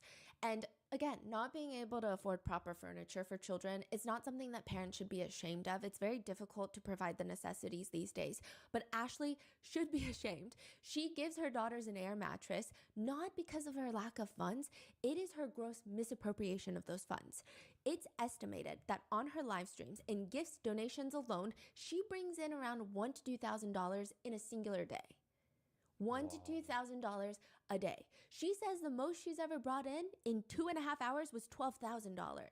She's constantly on TikTok lives doing these hauls. She shows off her new shoes. She's unboxing it. They're slippers. They're house slippers. And she says, these are not Temu. Trust me, I wish they were. And she opens up her Balenciaga slipper box and she's aggressively showing the Balenciaga tag to the camera. All my name brand stuff is actually name brand. Even when she does a makeup haul, she's insufferable. She says, I only spent $395 at Ulta. I was just putting things in the bag. I wasn't even looking at the prices. I literally thought that I was going to spend $1,000, but no, I only spent like $400. She says things like, $3,000 is like dirt to me because I don't need it. It's trash, but if y'all need it, I'll throw it to you. She gets herself the newest iPhone in pink because, of course, Miss Ashley Trevino is a pretty little princess. She goes to purchase a Louis Vuitton purse, and I'm not entirely sure why she chooses this purse, but it's quite literally a carry-on bag. She just buys a giant-sized duffel bag, but uses it as a purse. She just always has it like on the crook of her elbow. And she just starts carrying around a Louis Vuitton travel bag to the point where it has sparked a trend on TikTok where people say, I'm Ash Trevino and I'm showing you my outfit for the day. And they're hooking on literal suitcases to the crook of their elbows because it's just the most... Is it like a tote bag or? No, it's a duffel with the two short handles. Yeah, the Louis Vuitton duffel. Actual duffel bag. Yes, an actual duffel bag. It's like the size of her. Huh. She said she paid $3,000. I guess she paid that much to look ridiculous. There's also a clip of her where she's seen out shopping and she has this little Louis Vuitton bag. And it's not a purse, it's the actual shopping bag, indicating that she just got out of the store. And when she sees somebody recording her, she places it straight in front of her and starts swinging it around. It is the strangest thing. Bro, the fact that she has security, says, like she's fucking somebody, is insane. Purses over $6,000 within a month. Like, girl, please, humble yourself. Sunglasses from Louis, my apartment. I'm telling you, it's good money. She's talking about TikTok lives.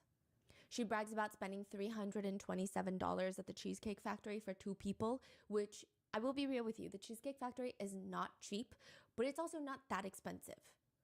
That is crazy. Mm-hmm. But she can't afford beds for her kids. Her explanation to netizens, and I don't know if she's going to have a chance to explain this to CPS workers or if they're even going to ask, but I digress. She explained. For sure, but now that I know that they fixed up their room, you see the LED lights? They fixed up their room. They brought their cajones back from my mom's house because they had their vanity stuff over there. They brought everything back. So now I'm going to buy them a bed for Christmas. But I'm going to get it before Christmas. But I don't know if I should get them bunk beds because they're older or if I should get them one bed to share.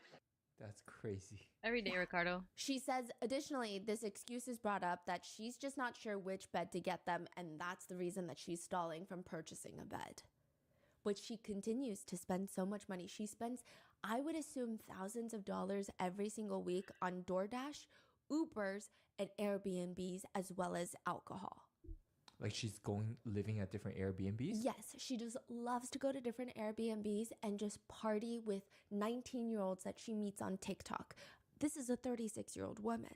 This is oddly infuriating, but it's not just material goods that she's purchasing. At one point, Ashley leaves her kids at home to go to Disneyland. She lives in Texas, so she flies to Disney, which Disney adults, great, do your thing. But also, if you have children and you love Disney, I can't imagine not wanting to experience it with them.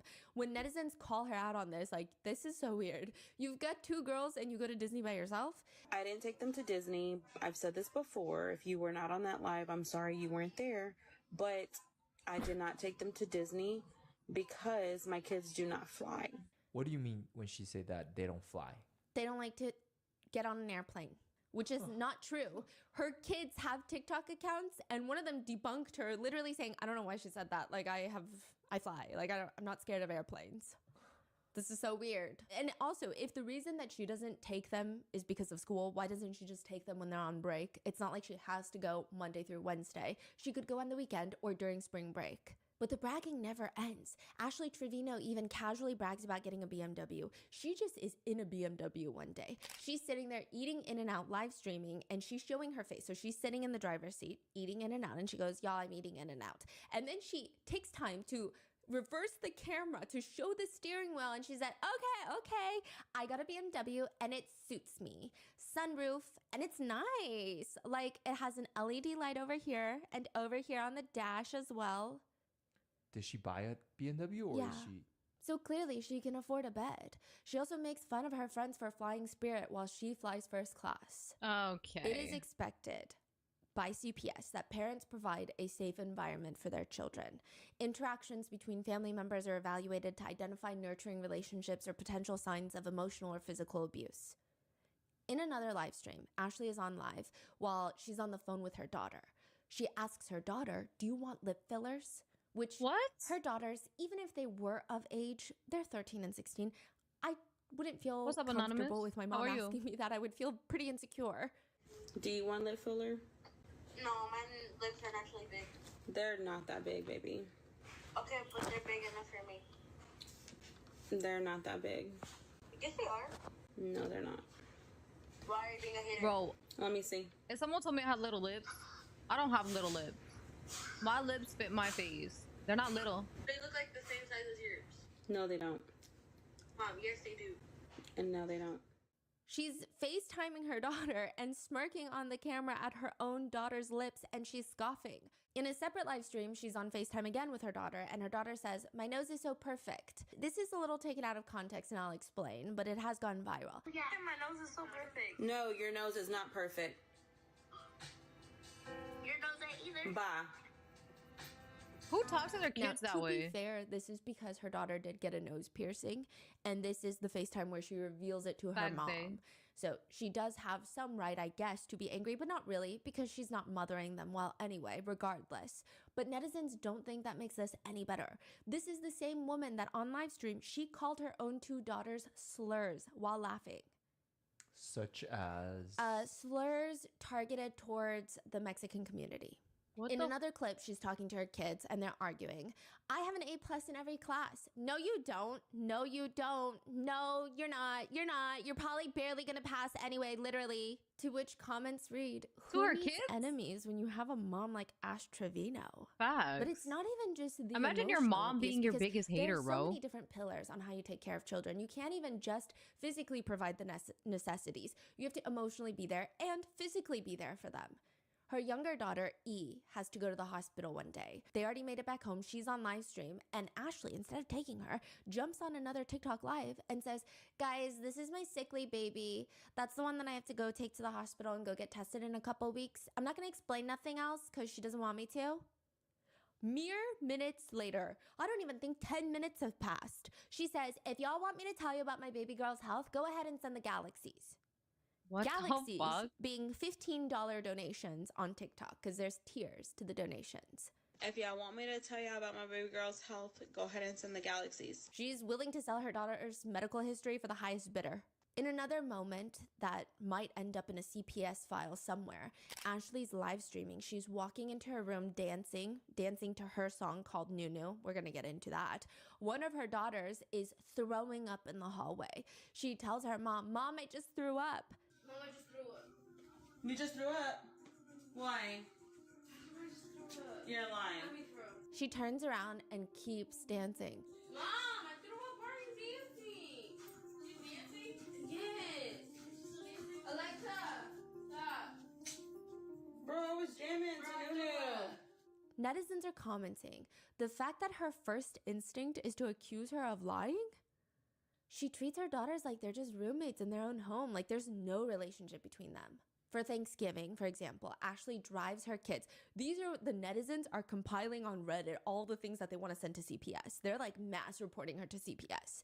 For Thanksgiving, Ashley drives her kids 8 hours to El Paso, Texas, where she's going to stay with who she calls her tia. Tia meaning auntie in Spanish. Tia.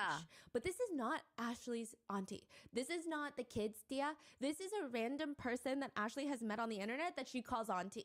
She's not been invited to her own parents' Thanksgiving, so she's going to a random person that she met online to her home, bringing her kids all the way to El Paso, Texas on Thanksgiving, leaving them sick and alone in the Airbnb. She's like, go order DoorDash for Thanksgiving. I'm going to go get drunk at the bars. And What she's the live streaming fuck? all of this. Wait, I'm so sorry. It's Thanksgiving. Yeah. They're going to this stranger's house. Yeah, and then so she rented an Airbnb in El Paso, Texas, and she goes to El Paso to meet up with her auntie that is a stranger that she meets online. She brings her kids, throws them into the Airbnb, and is like, here, order DoorDash because I'm about to go out with the auntie that I met on TikTok and a bunch of her friends. Oh. On Thanksgiving, she's like, just order whatever you want. But it's already not a good look, but it gets worse. While she's posting in El Paso, because she does not understand that live streaming does not mean that you have to stream the entirety DoorDash of for your the life. W, She facts. starts posting about being in El Paso. Another creator on TikTok sees this and posts a TikTok where she is tying her hair up into a messy bun, and she says, when you find out Ashley Trevino is in El Paso, indicating she's trying to fight Ashley Trevino. Ash, a full mother of two, starts mocking the creator on her live stream. She looked like she She's could have like, cooked that. when you find out Ash Trevino's in El Paso, I'm in El Paso and I'm gonna your baby daddy. What are you gonna do? You She ain't fucking proceeds nothing. to tell the girl, then pull up then, and gives out the very specific bar that she will be visiting later that night. She begs the creator to pull up because the creator is GHETTO and they're in the rich neighborhood and the cops are going to take care of her. Ashley is live streaming at the bar, and I'm not entirely What's up, sure Aubrey? why she looks so surprised when the creator that she has been taunting the entire night does indeed show up to the bar. Since she's pretty much given out her GPS coordinates and everything, she's just sitting there while the other creator is saying, you asked me to pull up, and now you don't want to say anything, you asked me to pull up. The situation escalates to some mediocre hair pulling before everybody is kicked out of the establishment. Facts, The other PG. creator goes on live to talk about what happened, and she says, this is me. I was like, so you tell me to pull up? You tell me to pull up? And Ash starts getting up. So I went and I grabbed her hair. I snatched that. Bro, tell me why her hair feels like fucking grass, bro. I grabbed it and it ripped off. Ash is later live streaming, brushing her hair with her fingers, saying, I don't even have my bobby pin anymore. I think she took it.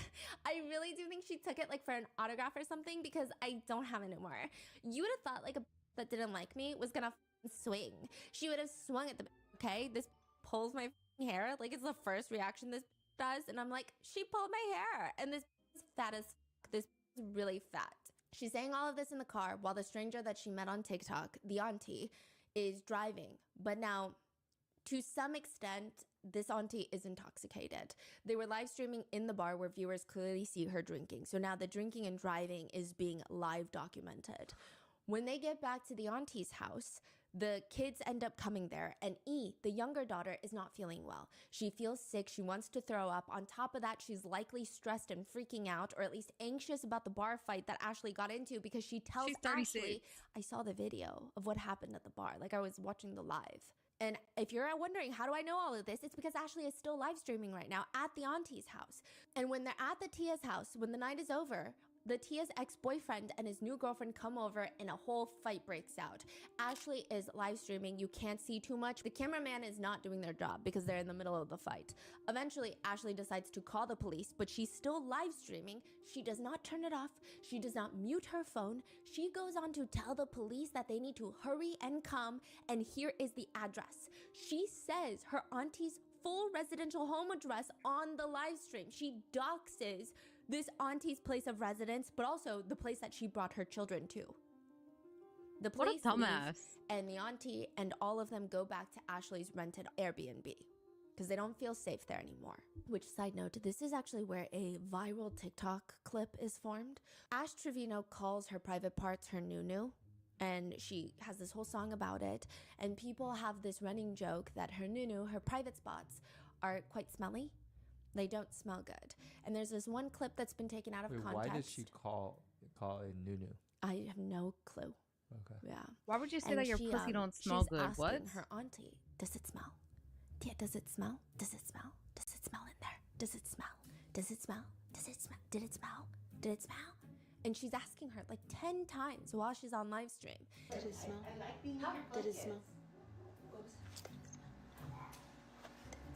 The context of this is she was vaping in the bathroom and she didn't want her kids to know that she was vaping in the bathroom. But that doesn't even make sense because they're in a different live. She was caught giving her kids her vape to use. What? So I don't know why she's asking if it smelled, if she was insinuating something else and then was trying to cover it up with this whole vape story. But it's become this whole internet meme with a life of its own of, did it smell?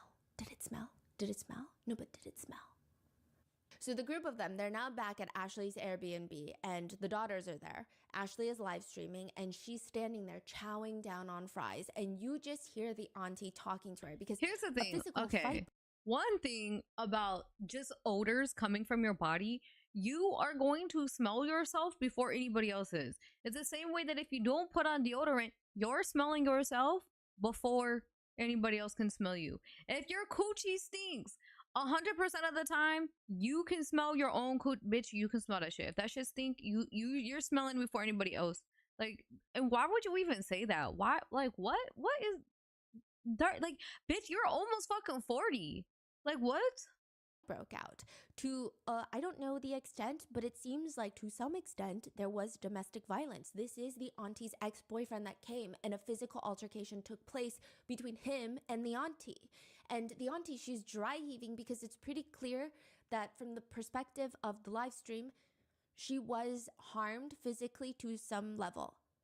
She tells Ashley, I don't know how much abuse I told you about, but I never told my daughter about it. It is so ridiculous because Ashley continues chowing down on the fries that someone even comments, and back to the food we go. The El Paso incident, it becomes dubbed that in the Ash Trevino lore, is just this incredibly idiotic and unsafe situation. The drinking and driving, obviously, but also the fact that Ashley is egging a stranger to come and fight her, even though her kids are in town. She doxes her auntie. She confronts the stranger at the bar. I mean, there's so much going on, and it's just flat out dumb. But the most mind-numbing thing, the most mind-numbing part of all of this is this isn't even the first time that somebody pulls up to fight Ashley. She has been through this whole rodeo before. Ashley has started getting herself into altercations with other TikTokers, one of them being a creator by the name of Tampa Bay, who has taken the initiative to create a GoFundMe to support her travel fees to go to Ashley's home to physically assault her and pull up, which I like to mind my own business most of the time. I don't know the first thing about Tampa Bay, but I do know that Ashley should understand that whatever she is doing online is going to come back to her kids. There are creators out there that are wanting to find Ashley's home and confront her home where her kids often stay. It's a dangerous situation overall. Ashley would even tell Tampa Bay, pull up to my house then, pull up. Tampa Bay said she was going to come in 5 weeks. I'll be waiting. Tampa Bay does in fact pull up. Thankfully, the kids are fine.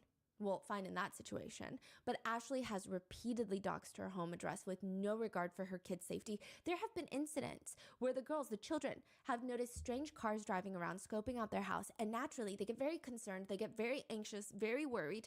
They call the police. The two daughters and Ashley are home. Ashley is home. The guardian is home. The police arrive. They have to take a report. Ashley lets her two girls talk to the police officer while she stands there, pointing her finger in the air, holding up her phone. She's in the midst of a very intense, cutthroat TikTok battle. This is how she signals donate, donate. So you know TikTok battles, you see the lifeline go up and you're trying to get donations to beat the other creator. You have to keep doing some tapping motion to indicate like donate, donate, donate. This is her favorite thing, to tap in the air. And that means donate to me, donate to me. And she's tapping. I mean, nothing, not even her safety, her children's safety is going to get in the way of her getting those freaking galaxies. She goes out to the front to get a view of the cop car. She's showing this in the back, the officer, and she's whispering, double it, double it, double it, double it, double it, double it, come on, double it, double it, double it. Is she whispering or? Yeah, but I'm sure the officer can hear her. What the fuck? Yeah. In another clip, she tells the live that her daughter has a burn, and she asks, what can I put on their burn? She's on the phone with her friend who says, I really think you should take your daughter to urgent care if it's bad. Can you send me a picture of it? Then I'm going to have to get a freaking Uber. Okay, just because you have to get an Uber doesn't mean you shouldn't take her to the freaking urgent care. I know, but I have to get up early tomorrow. So now she is physically neglecting Bitch, let me tell you about the time, right? My cat was non-stop sneezing. Cats don't snot from their nose. Like, cats don't really get sick, but when they do, bro, you have to take them. Bro, 6 in the morning, I have not slept yet. You know what I fucking did? I took my cat to the motherfucking emergency room and I paid a fat, nasty ass bag to get my cat looked at fucking 6 in the morning when everything was closed. But they had a 24-hour emergency room.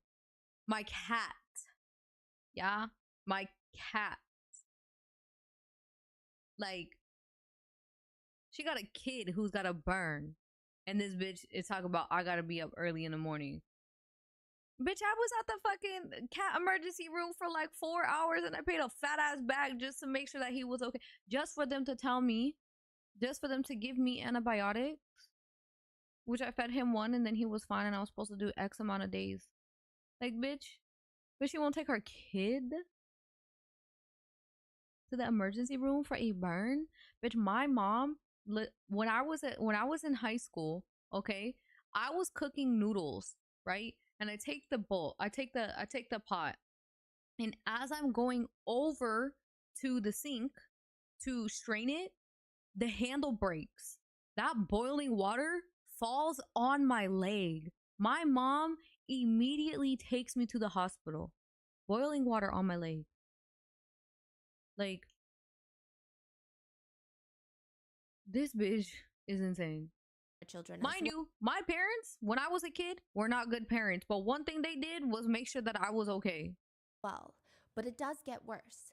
When one is watching an Ash Trevino live stream, there's always one thing that gets brought up, used, seen, just peeking from the side somewhere like a little stalker, and it's her adult device, specifically one that is shaped like a rose. I'm just going to call it the rose, the haunted rose.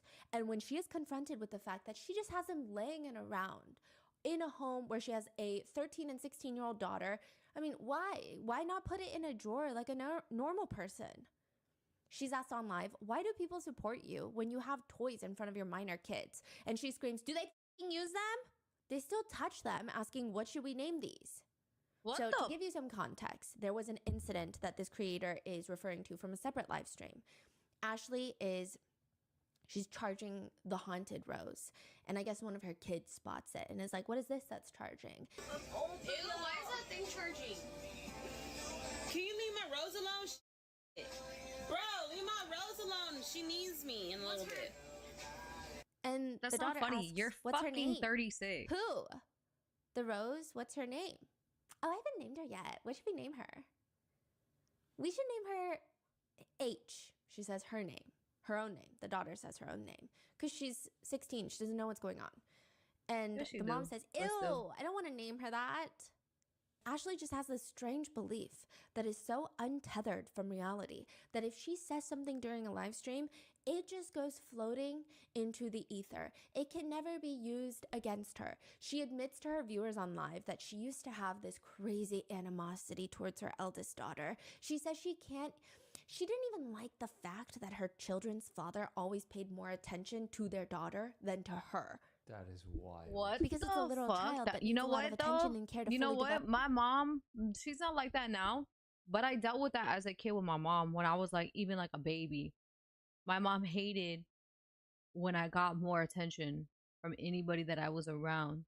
That she would lock me in a dark closet and leave me in there. Like, she's not like that anymore. But she had so much animosity, like growing up towards me, even as a baby. It's insane. You don't like all of the stuff that she does. She doesn't understand what it does to somebody as they grow older. Like I used to be. Now I'm very strong, independent, like goal oriented, like kind, all of this stuff. Like I'm a good person now. But growing up, I was not a good person, and it took a lot for me to get to where I'm at now. But majority of this world doesn't have that drive and the ability to want to be better and do better, because that's what you have to do for yourself. It's the work you have to do. Most people don't do it. Her kids are about to be fucked up. Develop into a functioning human being, and that is the responsibility of both parents. But to Ashley, this is rather unacceptable. One of the 7 deadly sins, if you ask her. She claims that she would get so upset that she would grab her daughter H by the hair and yank her to the ground. And she's saying all of this proudly. He literally has been through like the bottom of her life. Like, I'm telling you, whenever we lived with her dad, I used to pull her by the hair because I was so mad at her. Like, I feel like he loved her more than he loved me. And so, like, I took my anger out on her. And she doesn't even, like, hate me for that. Like, she doesn't even remember that. Netizens are threatening, if not already dialing CPS on Ashley for that What clip the alone. fuck? They're commenting about how crazy this is, that she's jealous of her own child. Ashley decides to then further address the situation on a separate live stream, clarifying. By the way, she's doing her makeup while clarifying this very serious allegation, and the beauty blender she is using is the biggest makeup sponge I've ever seen with my own 2 eyes. It's the size of a dish sponge. But that's neither here nor there. She continues. Facts. She states, LL Cool was I J. hit as a kid? Yes. I was always hit as a kid. That's why I wouldn't hit my kids. I never abused my daughter, you guys. What I said was I would get mad at her. Yes, I would. I pulled her hair. Yeah, but I never abused her. I never hit my kids, you guys. That's one thing y'all need to understand. The only reason that I pulled her hair was because she ran from me and I tried to grab her, and instead I grabbed her hair. I never abused my kids. I never hit my kids. If you ask my kids if I hit them, I don't hit them. That's why they don't listen to me. And this was when she was little. This was a long time ago. I don't care. Y'all can sit there and call me an abuser, call me what you want, but at the end of the day, my kids know I never abuse them. They never have bruises on them. She literally If said anything, you're I bribe my kids literally with money. mentally abused But your then on a kids, separate live talking stream, about their she'll also physical admit appearance. that she almost went to jail. She says, how did the glass break? So I'm implying, I'm deducing that there was some broken glass and everybody was asking her about it. She said, I threw the glass. I broke my phone too. My phone's broke right now. 2 days ago, me and my daughter got into it and she threw a chair at me and my leg is bruised. She put her hands on me and I already told her, stop putting your hands on me, bro. This is not the first time she's done that. We can somewhat decipher that she threw her phone and some sort of glass object. And she does even more alarming stuff. These are all the things that people are trying to report to CPS. Ashley is on the phone with a romantic interest of hers. He's on speakerphone and Ashley has her daughter right next to her. The guy asks her, Hey, can I ask you a question? Can I take it to my crib? Sure, go ahead. Just don't fucking take advantage of my daughter. Wait, what you said? Just don't make me a grandma. What? yeah. What the fuck? She's a Exactly. minor. Okay. It just reminds me very much of Jennifer Soto. Yeah. Hello? Why are you even saying that? Bitch? What are you? That's why not are you even bringing something up to Woody like Allen right fucking now? joke Yeah, yeah, around yeah. about. Later like on the what? live stream, she says, it's like one of my kids. She meets a guy. She likes him. Hypothetically, this is what she's saying hypothetically. She wants to do something. The guy asks her, how old are you? She says, I'm 18. I'm 17. She's 15 at this point. Guy believes it. And then I find out, honestly, if I find out my daughter's doing something, I'm not going to sit there and call the cops. I was her age once. I was doing it, so. But the alarming stuff comes in by the types of people that she decides to surround herself That's and sick. indirectly put in her daughter's paths. She goes on a live stream to talk about writing to Chris Watts, What? the infamous killer who killed his wife and his 2 kids. Her friend tells her that he's evil, that he killed his wife and kids. And Ashley responds, well, maybe he killed his wife because he's not happy. What? There we go. And said that the episode on Chris Watts on some sort of crime show made her fall asleep. What does that imply? Like, It is just rude. What do you mean? 3 people lost their lives and you're falling asleep on the couch? Just turn it off. Why are you saying this? What's happening right now? Do you know what an inmate hopper is? It's someone who likes to date inmates and will jump from one inmate to another. Typically, I would imagine they themselves are not an inmate, so they're, instead of on Hinge, they're exclusively finding romantic partners on writeaprisoner.com. And Ashley Trevino gets known on TikTok for being an inmate hopper. But it really all starts with this very awkward moment when she live streams herself picking up her boyfriend of 9 months from jail while he's being released.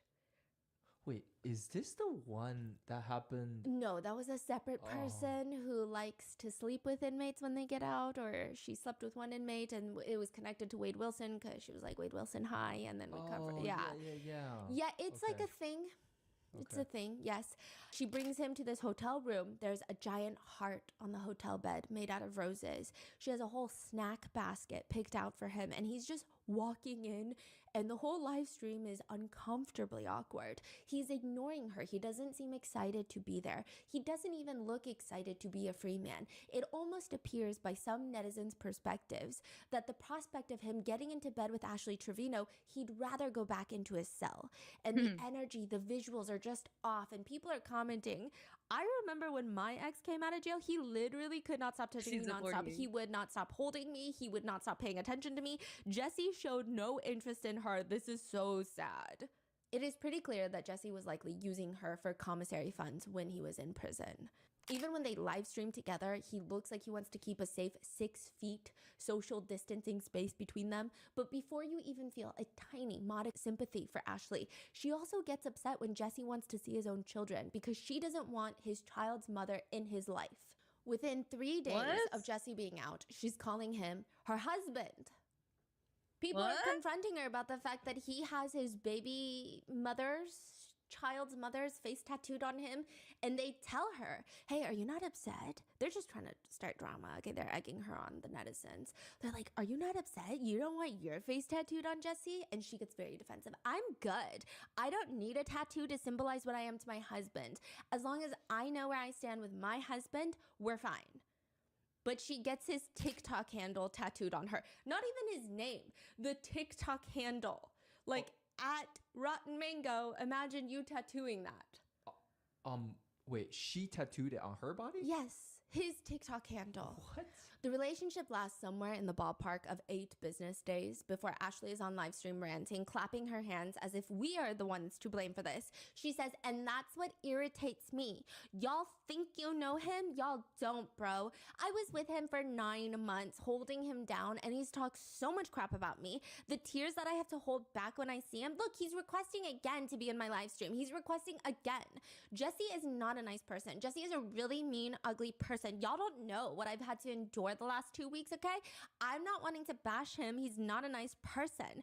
Jesse let all these females make him feel like he was just the luckiest man out there. He was just using me for clout because without Ashley, Jesse is not nothing. Without Ashley, there is no Jesse. I made Jesse. She's 36.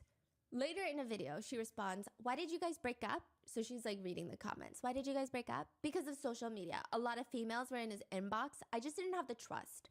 I would tell him I wish he was back in prison because I trusted him in prison because nobody knew who he was. Nobody was writing to him. He wasn't calling them.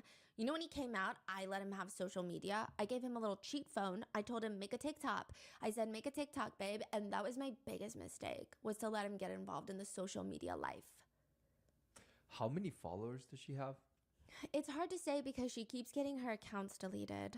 Really? Yeah, I think she's like on her 6th account. Because of like... Yeah.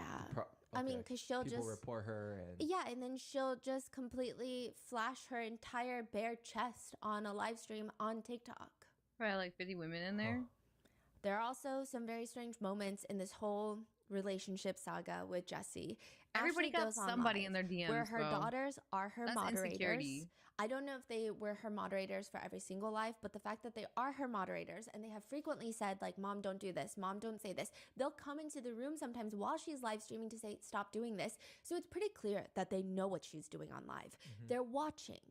She states, to be honest, you guys, it's just going to give Jesse more clout. Just kidding.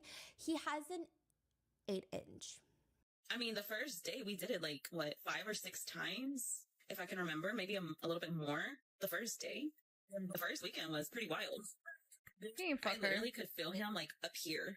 And I would tell him like, it hurts. Like, she goes into graphic detail describing the width, I guess. In a separate live, she's asked, was there passion? To be honest, yeah. It's crazy though, because for like 2 weeks, it was still good after the second week.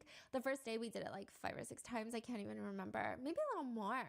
The first day, the first weekend was pretty wild. I would tell him like, it hurts everywhere, everything. And then she would just nod, licking her lips. And every single time we didn't use protection and he never pulled out. Meanwhile, Jesse is on a separate live stream where he claims that he had to put a blanket to cover Ashley Trevino's entire body and face because he could not get excited for activities without that. You're kidding me. Yeah, no, I'm not. That's crazy. Did you like put like a bag over her head when you guys, Okay, so I put the blanket all over her. I just wanted to see that. If I seen anything else, it wasn't gonna work out. You know what I'm saying? The top comments are, mind you, this is my phone. Mind you, I just woke up. Soon after their breakup, Ashley starts hinting at the fact that she might be pregnant.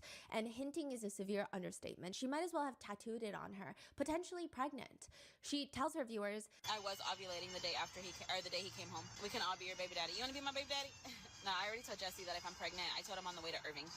I said, on the way to Irving, I told him, I said, look, if I'm pregnant, because I told him, I said, I start my period in 3 days. And he's like, what are you telling me? I said, I'm just saying, I start my period in 3 days. And he's like, what are you telling me, Ashley?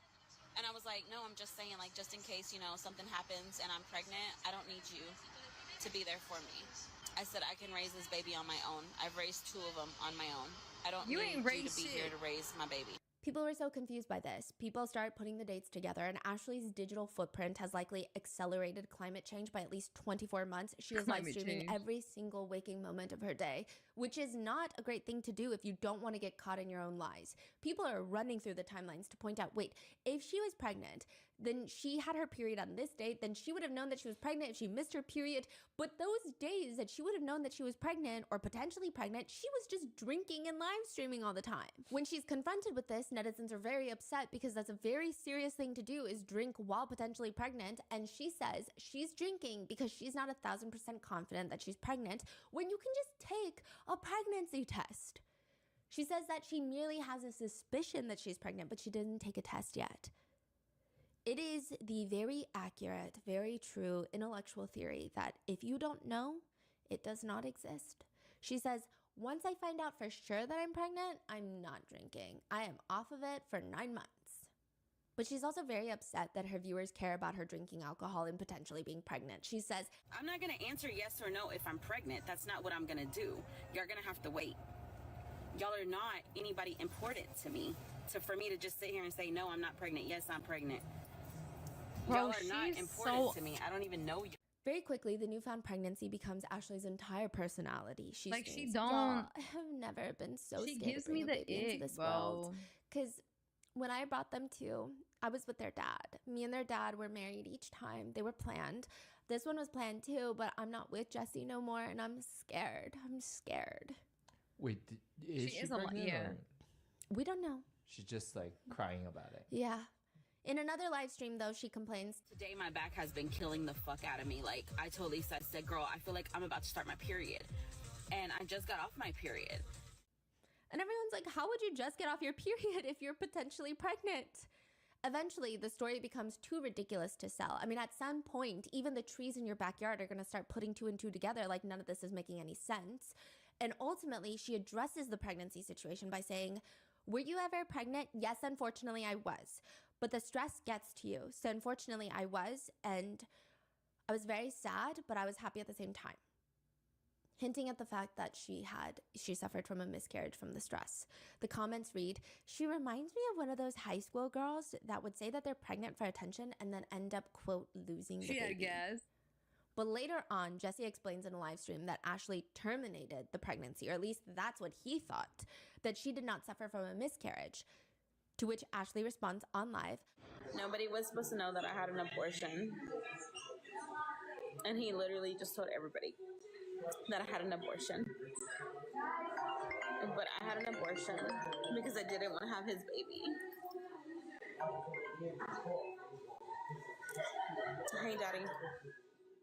I absolutely believe in my freedom of choice as a woman, but I think the difference between having it be a choice versus having a miscarriage are completely separate things, especially in this situation. She originally claimed that she lost her baby due to stress, and that is not a choice. Netizens were obviously sympathizing with her after that, and even had she said, I made the choice to do this because I don't think I'm going to be a fit parent to a newborn right now, I mean, I guess it depends on everybody's beliefs, but I think that's perfectly normal. But netizens were obviously sympathizing with her, donating so much more to her because they thought that she had suffered this very traumatic thing that a lot of netizens can relate to. But it was a lie. In another clip, she says, he's just mad because I aborted our baby. I never wanted to have his kid anyways. I'm literally glad I got rid of our baby. I didn't want nothing from you. What makes this even worse is the fact that in a separate live stream, this is when she was telling the whole world and everybody's mother that she might be pregnant. She says, if I'm pregnant, I'm keeping the baby. I already told my kids. I told them, there's a possibility. So she's getting her minor children emotionally and potentially just mentally involved in this. Mm-hmm. With Jesse's relationship with Ash Trevino, that's where she really starts gaining a lot of TikTok fame. But people find out this is not her first relationship with an inmate. In fact, there was a previous one that she documented heavily through Instagram by the name of Isaiah Gonzalez. This was her previous husband that was in prison. She'd introduced her children to them. She had brought her 2 very young daughters. At this point, the eldest was about 10 years old. Brings them to prison to meet this prisoner that she has now decided to marry. What the How do we know about this? She has documented it all over Instagram and then slowly starts talking about it on live. So through her Instagram, we find out that she's posting pictures of the girls visiting Isaiah Gonzalez. And she writes, "We had a great visit today and so blessed that both of our girls were able to go see daddy. This is the part that is so sick and twisted. That is not their kid. This is not the girl's biological father." But she almost convinces them, or maybe she's telling them to call him daddy, or is convincing them that this is their new daddy. I don't know. She writes, "You can see the happiness on his face. Our first family picture, only one more glass visit until he gets to hug us all." Which I'm not sure you should be taking your children to prison to hug random inmates. But she even introduces Isaiah as the youngest's daddy to the world. She keeps doing this. She's saying, like, this is E's daddy. But he's not. He's not biologically her dad. He's not her dad anything. She posts more pictures of them meeting in prison. They're holding up hand hearts. She's hashtagging it Going Gonzalez because she's trying to marry him and his last name is Gonzalez. And like, ma'am, this is not a reality show. She'll hashtag Love on Lockdown. My heart is in Iowa Park, which is where his prison is located. But should her heart not be at home with her own 2 children? She posts another one where Isaiah is holding E, her youngest daughter, in his arms, physically, during visitation. She captions it, "Today we had the best visit with my husband and her daddy. It's always hard leaving him behind." Again, this is not E's biological father, let alone her daddy, her dad. This is just some random inmate. Love all the time we get with him, and his smile says it all. Just a daddy and his baby girl. It's sad when she runs back for one more hug before we leave, but their bond is unbreakable.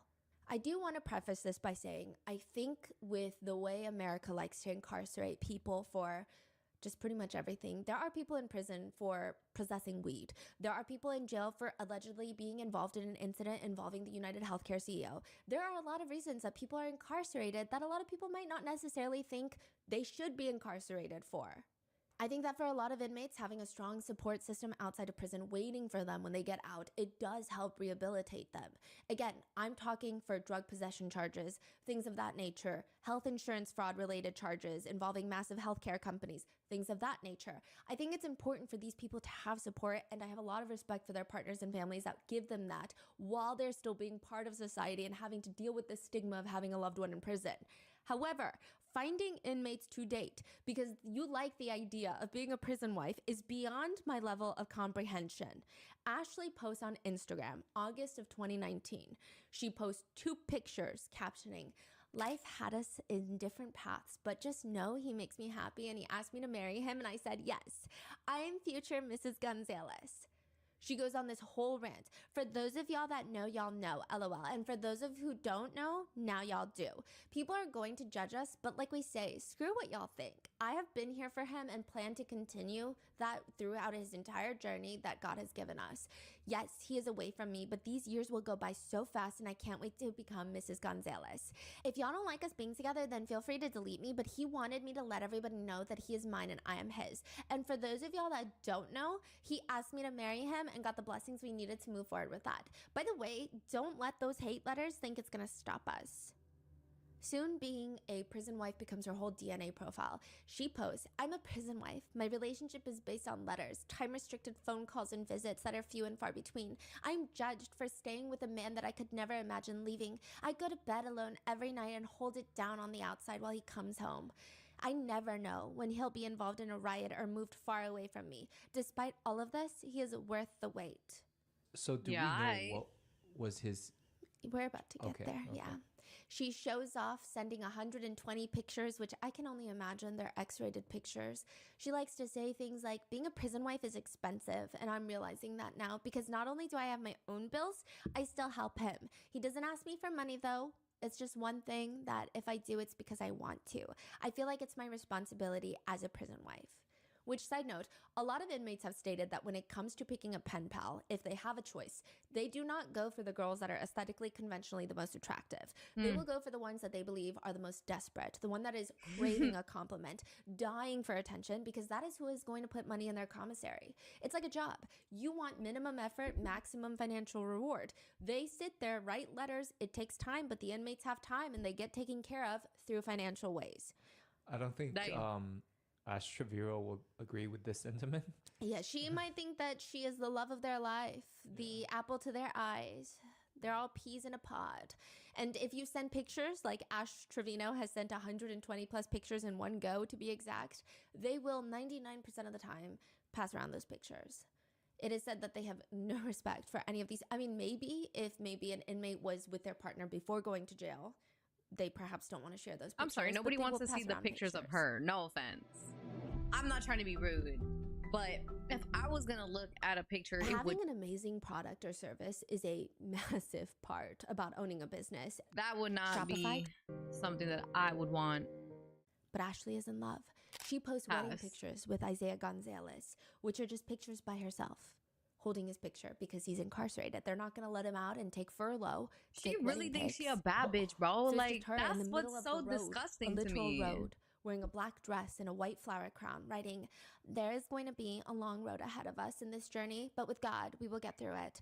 Right here in these pics, I'm walking that road alone." Hence why she's on the road. And to give her some credit, the road is empty. "I'm walking that road alone, but even though he wasn't there physically, he's still here with me in this pic. This life isn't for everyone, but it is for me. Hashtag Mrs. Gonzalez. Hashtag my life is behind those walls." This is where things start to escalate. What? On a live stream, Ashley is telling the story of how she first met Isaiah, because people start bringing it up. They're like, okay, so Jesse was not your first prison boyfriend, your first inmate boyfriend. So who is Isaiah that we found on your Instagram? And she says, well, everyone's wondering why this has happened. Oh, by the way, it is speculated that for all of her prison boyfriends, she's met some of them through Write a Prisoner, websites where you can see pictures of prisoners and decide if you want to be their pen pal or not. But those who know how the prison system works, they speculate that she is pretty well known in certain prisons. That she will talk to an inmate, they will recommend her to other fellow inmates. They'll say, hey, talk to this girl because she's going to put some money in your commissary. And she, for the lack of better phrasing, gets passed around. As in her number and contact information gets passed around to other inmates. But with Isaiah, she says, I actually knew him before he went to prison. She says, my prison life started in 2019. I reconnected with an old childhood friend, okay? She says okay a lot. She also says just kidding a lot, when she's definitely not just kidding. So, my prison life started in 2019. I reconnected with an old childhood friend, okay? Yes, I am 6 years older than this man. He is still currently serving time in TDC. So we reconnected back in March of 2019. We wrote snail mail letters up until August 2019. Then I set the phone up for this man. On our first phone call, he asked me to marry him. I liked him, so I said yes, and I've known him for years. So after 10 years of not seeing each other, he puts me on his visitation list. I come to go visit him. I drive almost 3 hours, and then we start the marriage process. We get married in November of 2019. But mind you, I was visiting this man every weekend up until 2020. Then COVID hits, and they shut visits down completely in March. I knew him since since he was 11. I knew him since he was 11 and I was like 15 or 16, maybe younger, because I was like 15. So he had to have been like 9 when I first met him. They used to go to our church. I remember telling his mom, because I always thought he was a cute little boy, but I was older and I was already dating the kid's dad, so I couldn't be with him, Wait, she said I was dating the kid's dad? Yeah, they were high school sweethearts. So she was dating someone age appropriate, because she's 15. He was like 15, I think. He was around the same age as her. And she was interested in a 9-year-old boy. Yeah, which is very alarming. Wait, I'm so sorry. What is dad? Someone's dad mean? The kid's dad. So she has 2 daughters. Their biological father is her high school sweetheart. Got it. That she started dating when she was 15. But she's saying, when I was 15, I was dating the kid's father. You know, my kid's father, not his dad. You know, but he was 9 and I couldn't be with him, you know. And she says, once I got married, you know, I used to always tell his mom. She used to tell Isaiah's mom. You know, because he grew up quick. I would tell his mom, like, I'm going to be your daughter-in-law one day. I'm going to be your daughter-in-law one day. And she's like, no, you're not. My son is too young for you. And then in 2019, I reconnected with her son. In prison. Yeah. Which is incredibly creepy. But she clarifies, okay, Isaiah was a minor when we first met, but I didn't date him when he was a minor. I'm not sure how she thought that sentence would help her case. Nevertheless, she gets 3 tattoos of Isaiah on her. One of their wedding date on her finger, Isaiah on one wrist, Gonzalez on the other wrist, and these tattoos are huge. It would be more inconspicuous for her to wear 5 Apple Watches on one hand. It's that aggressively noticeable. Like on top or bottom? On top, and it's just like massive cursive. The whole wrist. And within 5 months, she announces her divorce. But one thing that has always gotten to people is that Ashley explains that Isaiah went into prison at 15 and he won't be eligible for parole until 2032. And if he doesn't get parole, he's not going to be released until 2055. So people are like, that's a very long time for a 15-year-old to get sentenced. 40 years for a 15-year-old to get sentenced. Whatever he did must be really bad because he was 15. So they start looking into his criminal history. 1 count of aggravated robbery, 1 count arson, and 1 count of murder. Sentenced to 45 years in prison. When Isaiah was 15 years old, he was involved in a very, very well, meticulously planned robbery that ends in a man's murder. His friend Ruben was working at an Exxon gas station when Muhammad, his boss, decides he's going to go make a night bank deposit. He's going to take cash from the gas station and deposit it at the bank. Ruben texts his friends, 2 other people and Isaiah, so 3 people. They're in a car waiting for Muhammad. They catch him on the road and they stop him. They rob him of all his cash. They know exactly which route he takes, which bank he was going to, how much he has. This is all a very well thought out plan, meticulously done. They pull up to stop him and one of the friends ends up shooting him. They kill him. They drag his body into the woods. They set Muhammad's car on fire and they leave. What Eric the is fuck? the one who fired the shots. He takes $4,000. Isaiah takes home $1,000 from this robbery. And they promptly spend it on whilst bragging to everybody about killing Muhammad. Muhammad has a wife and 7 kids. Oh, He has they did all 6 that for daughters and a $5,000? son. But sure, I guess that's hilarious. How is that hilarious? Why would it be hilarious? They're laughing to everyone they know. They just think it's so funny. He was sentenced to 45 years in prison in 2011. Sure, he was 15. But, I mean, we all knew better at 15. This is not a situation where I don't think anyone can confidently say he was so young, he didn't know what he was doing, unless you're Ashley Trevino. But Ashley is posting on Instagram a word vomit collage. Second look Saturday. Meet Isaiah. He was given a 45-year sentence at 16 years old. Over the past 10 years, he earned his GED, OSHA, Electrical Level 1, Construction Craft Skills, Construction Site Safety Corps, all level certifications. In that period, he has also gotten married and become a wonderful stepdad to 2 beautiful daughters. He loves spending every weekend with his family during visitation at the All Red unit. He is involved in working as a supply clerk. Isaiah is also a talented artist who wants to continue his craft by opening up his own business once he returns to the free world. Isaiah plans on pursuing additional collegiate degrees. Isaiah believes that God will bring him home sooner than his release date. Isaiah is ready for the day when he can be given a second look. She posts, "So blessed my husband was chosen to be the second look person today. Let's pray we can bring him home soon. I will continue to do what's needed for him as a wife and will always be his voice. Love my husband so much. Hashtag let's bring him home. Hashtag proud prison wife. Hashtag my husband's biggest supporter." He's a killer. The worst part is Ashley is very proud of all of this. Chatty. She TikTok live battles with someone talking about her inmate hopping ways, and the other creator says, "That is a lot. How many inmates have you been with? Like 26, you said?" It's like 30 now. Probably 26 in the last 5 years. That is a lot. And she's nodding and smiling like it's something that everyone should do. And they ask her, let me ask you a question. Why do you prefer inmates? I prefer inmates because I feel like if you're gonna get hurt, it's better to get hurt while they're incarcerated than out here in the free world. Because like I just said earlier, my ex Jesse, when he actually left and we broke up, that one hurt. I still feel hurt to this day. Should have got the death penalty. She likes the fact that they have no options. Yeah. In another creator battle, she straight up asks the other creator, "You haven't heard Ashley the inmate hopper?" I actually married someone who was incarcerated in 2019. We actually knew each other from out here though, and he's actually younger than me. So we reconnected. I became his prison wife, and that's where I met a lot of people that I talk to still. And it just went from there. When we separated, I went with another one, and it just went on. Okay, let me ask you, have you ever been with somebody that's not incarcerated? Besides the father to your children, which they're broken up, clearly. And she's shaking her head no. It just doesn't pan out for you, or you just don't want it if they're not inmates.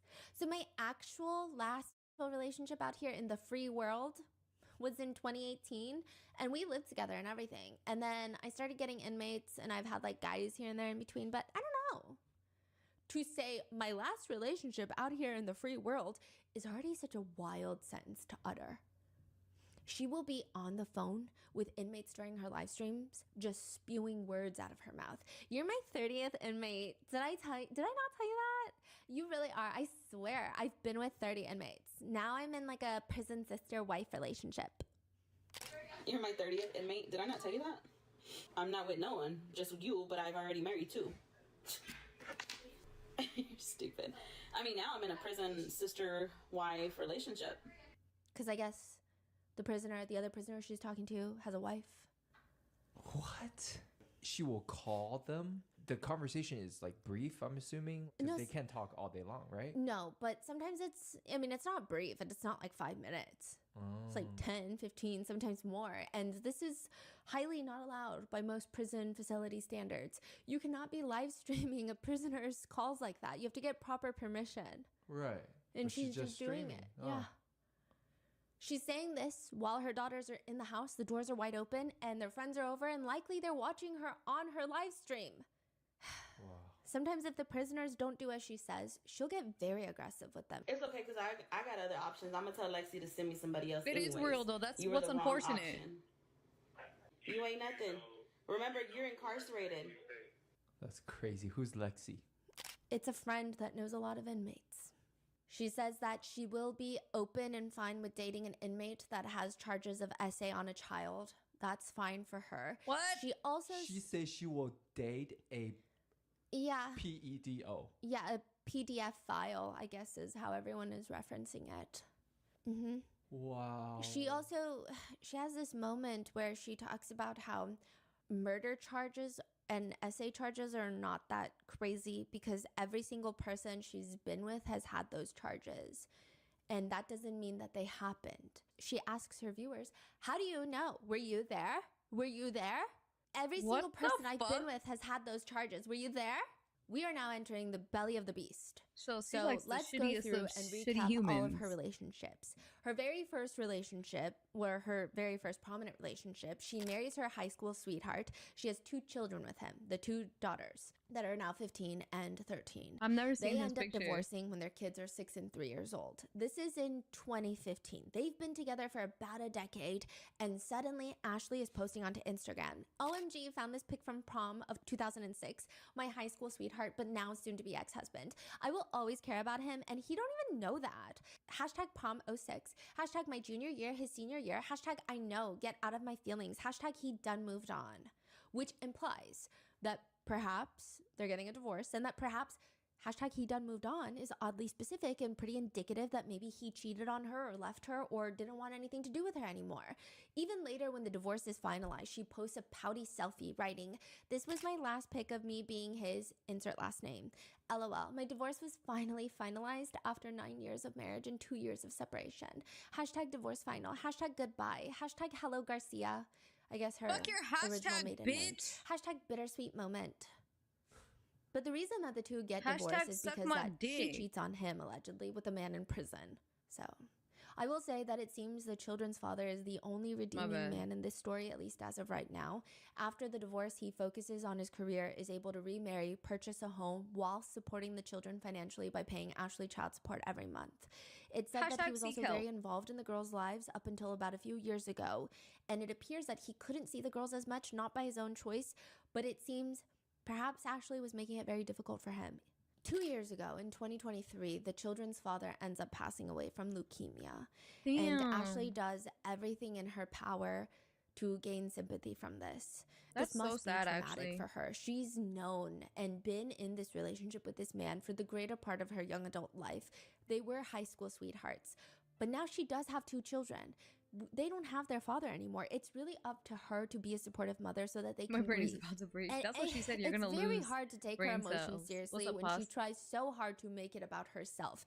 She states that she's not going to his funeral, but it's speculated that it's because she wasn't welcome there. She tries to make it seem like she's just emotionally not able to. She tells everybody that she might take a mental health break and she will be back. When she'll be back is unclear. May it be sooner, may it be later, maybe it be never, right? Well, she does come back the very next day. Because galaxies don't just send themselves into the ether. She does not, however, pass up the chance to not make this all about her. She says things like, that could have been me. He didn't have to go. He wasn't doing anything. He didn't have to die. That could have been me. I don't know how that applies. He did pass from leukemia. I'm not sure why she's even saying stuff like this. But it wasn't. And I feel that for my baby so much. I really do. And again, this is after That her could have kids been me. asked No, her bitch, you repeatedly didn't to have not leukemia. talk about their father on live because they're grieving. We battled They her don't before? want Fuck to hear no, I this. would. They don't Hell want no. this business out there. It breaks my heart when my babies just say, I wish my dad was here. I wish my dad was here. Thank you for the hand heart. Because she gets a donation. Everything does happen for a reason. So she's reading someone's comment that says everything happens for a reason. Everything does happen for a reason. I'm a firm believer in that.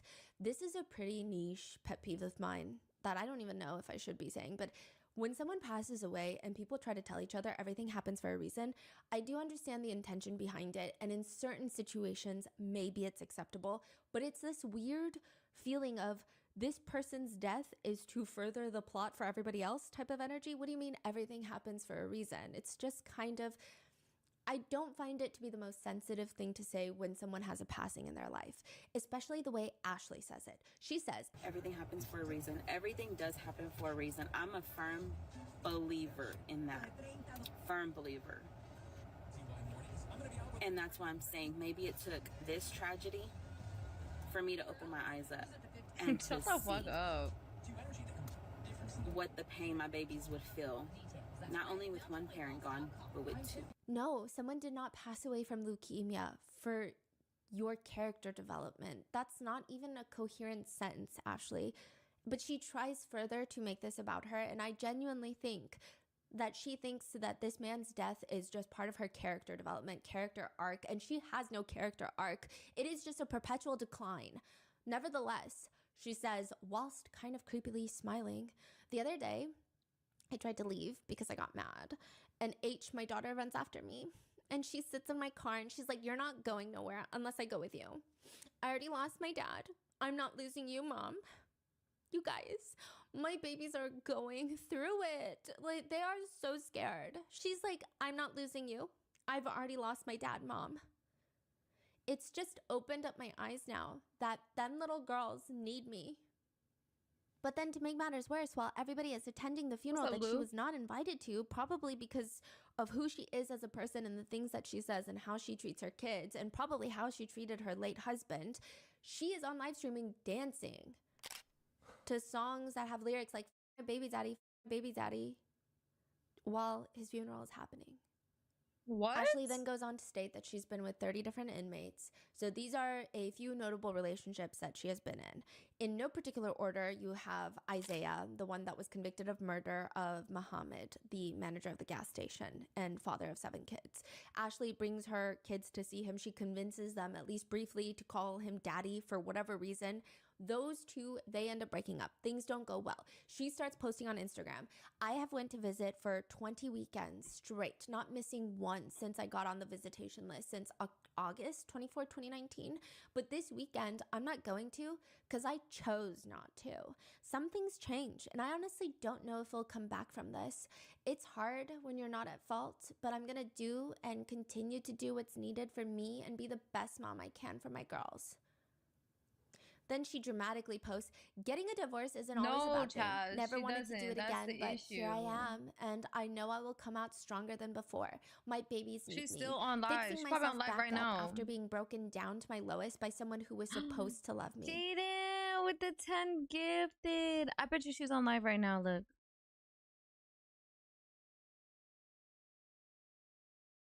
I like pretty bitches. Pretty bitches like me too. She a mad hoe. I looked her up, she ugly too. I like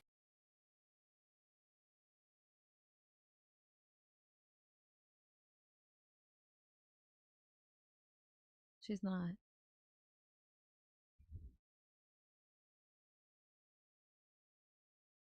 She's not on live, which is surprising.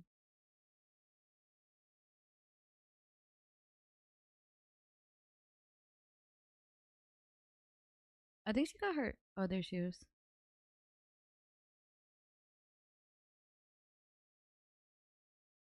Surprising.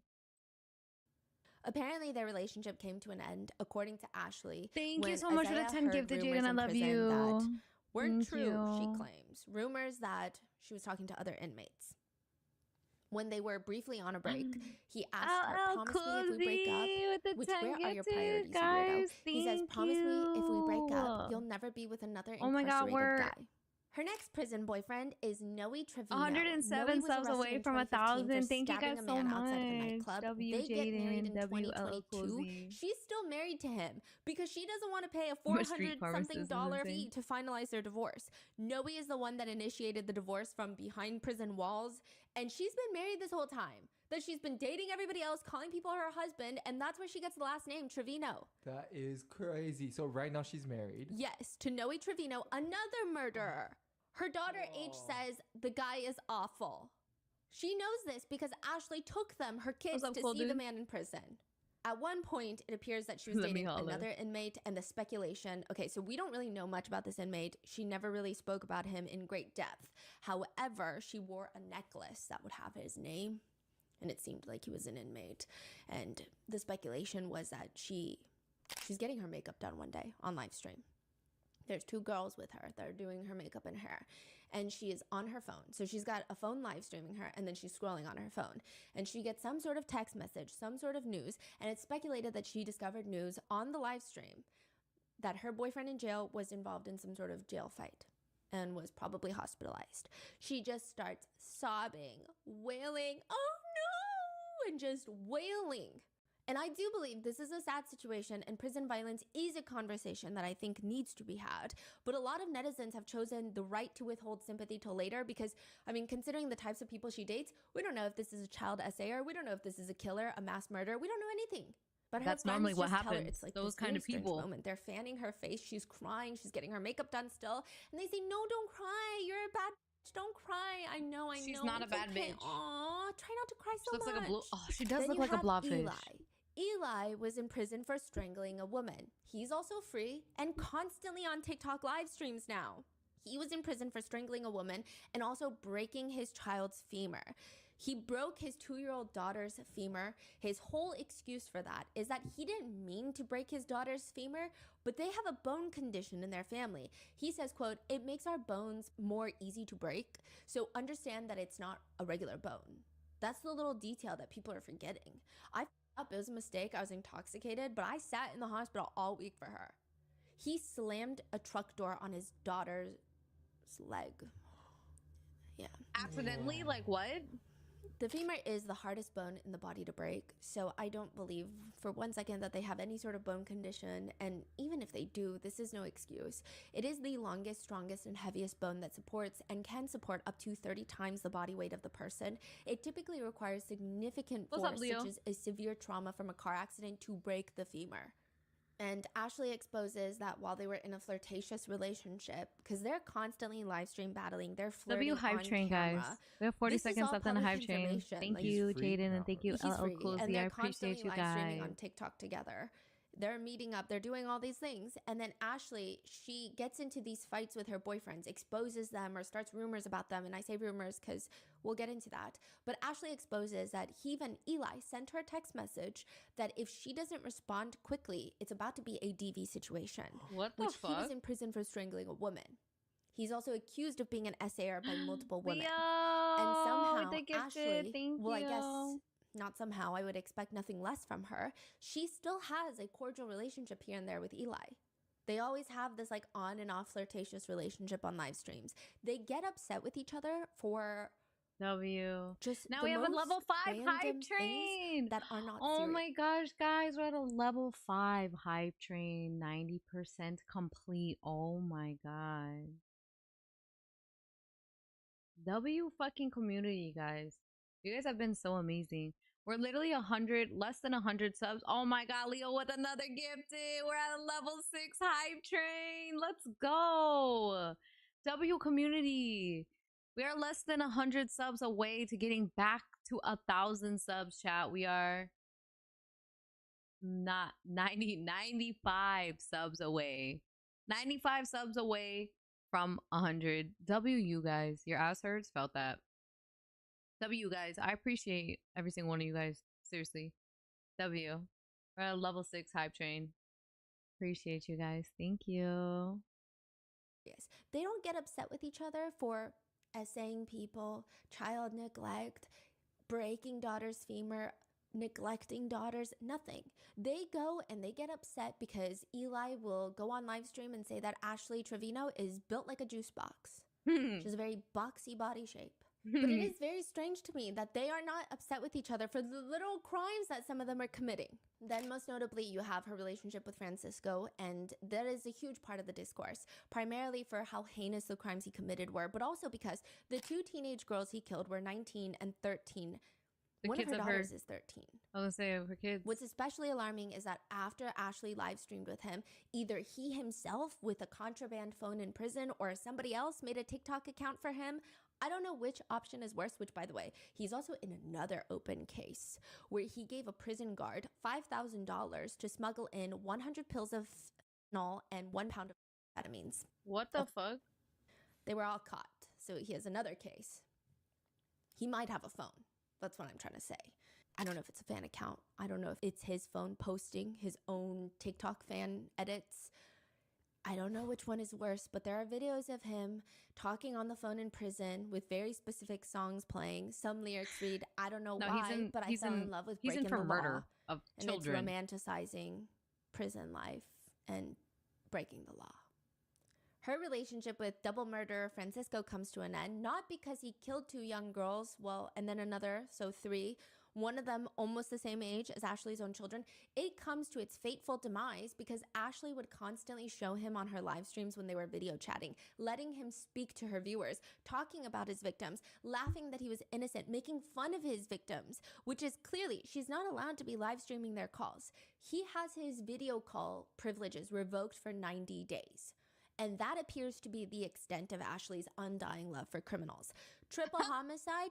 Debatable. 90 days without video chats is an unspeakable 2 minutes break left on in the their hype train, relationship. guys. That Thank you is a so deal breaker. much. It cannot be.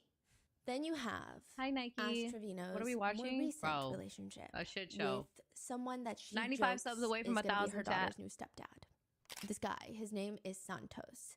He's out in the free world, if you will. The allegation is that Ashley's oldest daughter, who was 15 when this took place, had shown her mom this guy's account of this random small TikToker and was like, I kind of have a crush on this guy. Look at him. He's kind of cute, isn't he, mom?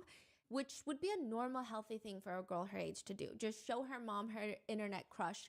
That is what it is, just that, an internet crush. But Ashley instantly goes and starts flirting with Santos. Ugh. She will go on lives with Santos. 36. This random man that she's never met prior to this, didn't even know existed until allegedly her daughter was like, hey, isn't this guy kind of cute? I kind of have a crush on him. So he's not an inmate. He's just a TikToker. Yes, but he has been accused of some heinous things as well.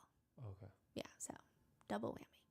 just talking about how she's going to breastfeed Santos. What? Telling him she's going to breastfeed him on live stream while she grabs her chest and is like jiggling her chest around. Her daughter walks into the room seeing this whole interaction and asks another person on the live stream, some random creator. Ashley is asking, are you jealous because Santos is going to have all of this? And she proceeds to get up and bend over. She tells Santos, you have let me to put update body it. My oil bad. I all have over to my physically body. update it. Santos even asks Ashley's daughter, how do you feel that your mom stole your crush? To which her daughter claps back, Santos, how do you feel about being bald? Being bald? Yeah, he's balding. Oh. Damn. And Ashley just sits there. Why would you ask her that? Why would you ask her that? But does that stop her from publicly doing this and humiliating herself and indirectly her daughter? Although I don't think that her daughter should feel humiliated, I think that everyone on the internet is very well aware that she is her own person and her mom does not reflect her own personality. But Ashley tells her viewers, I've seen his pee-pee and he's already seen my nunu, okay? I've already seen his pee-pee and he's already seen my nunu. He's 19, she's 36. This is where the word nunu is born, her private parts. She also releases a song where she's like, you want to know how it smells? As Santos, he know it smell well. Yeah. I can't. Are they still talking right now? On and off, not really. Yeah, she goes on to apologize briefly for her actions on the live stream. She said, first and foremost, I want to apologize for my actions the other day. I know I shouldn't have done the things that I did. Out of alcohol, I did. There's no excuse, but yeah, so I'm just going through that right now. It really opened up my eyes, so I apologize to anyone that followed me, liked me, and then stopped liking me after that. I run to alcohol for everything, so I really apologize from the bottom of my heart. But what does she do? Just flirting with this guy so weirdly in front of her kids and saying all these things. But she's not sorry because she continues, quote unquote, dating this guy afterwards. When Santos calls, she'll smile, show the live stream, Santos on the caller ID, pick up the phone. Hey, daddy. Ma'am, you look old enough to be his mother. What do you mean, hey, daddy? How old is he? We'll get into that. Okay. He looks in his young 20s. SoundCloud is insane. Yeah.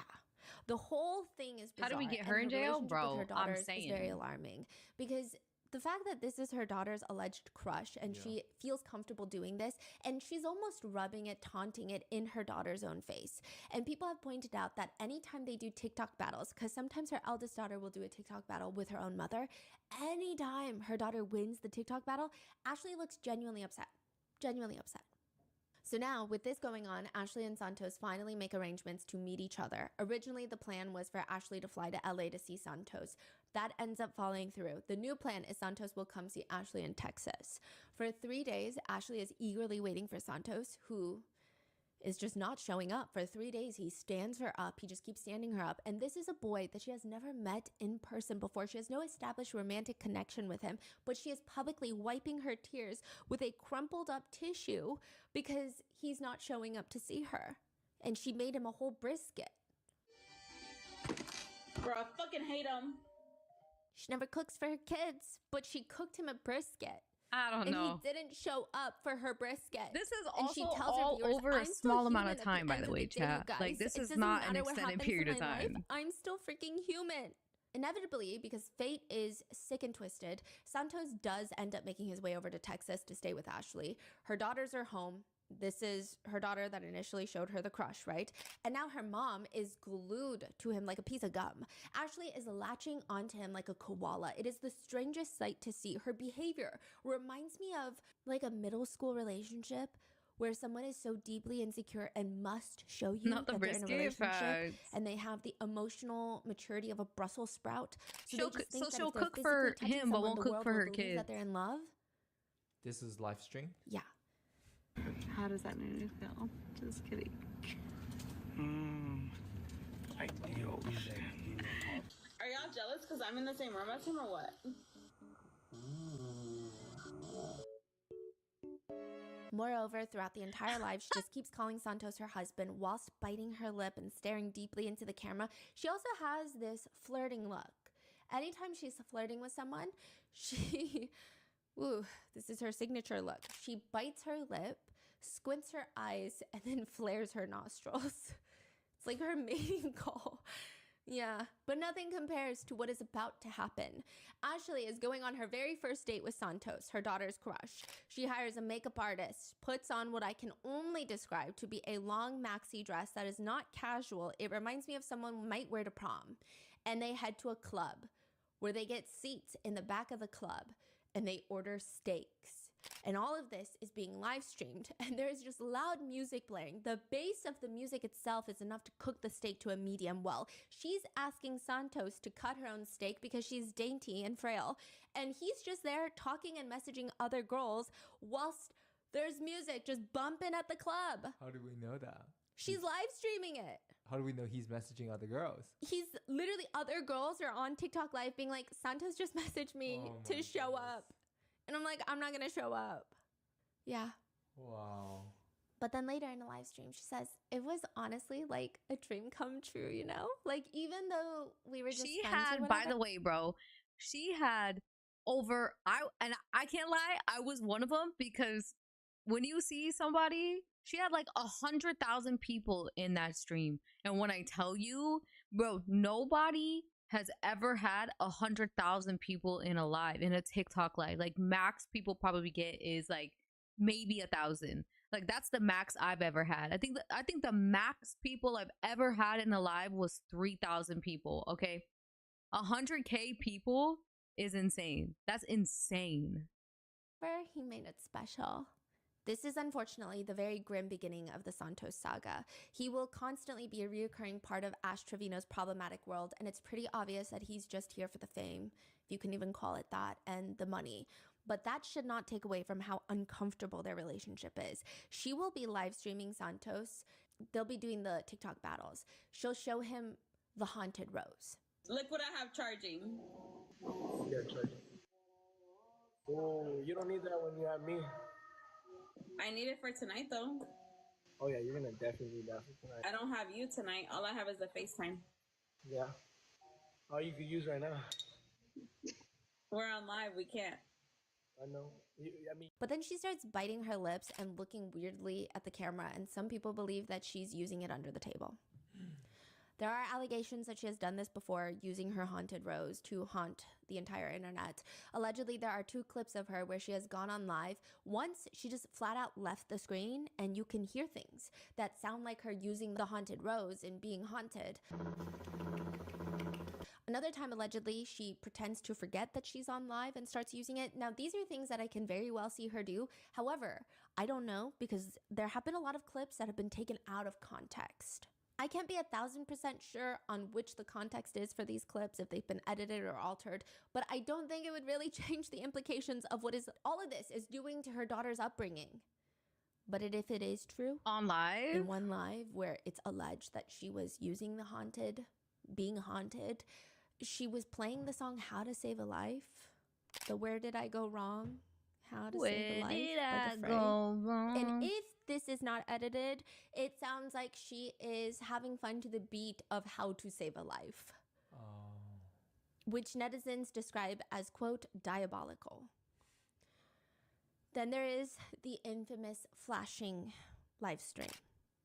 She is live stream battling Santos, and for whatever reason, she decides that she is going to start rubbing her whole chest very seductively, or what I imagine she believes to be seductively, just fully rubbing like she's kneading a pizza dough, while staring into the camera, biting her lips, flaring her nostrils, her usual mating sign. She even tries licking her own chest, and she just does this for over a minute until fully her whole chest is out of her shirt on a TikTok live stream.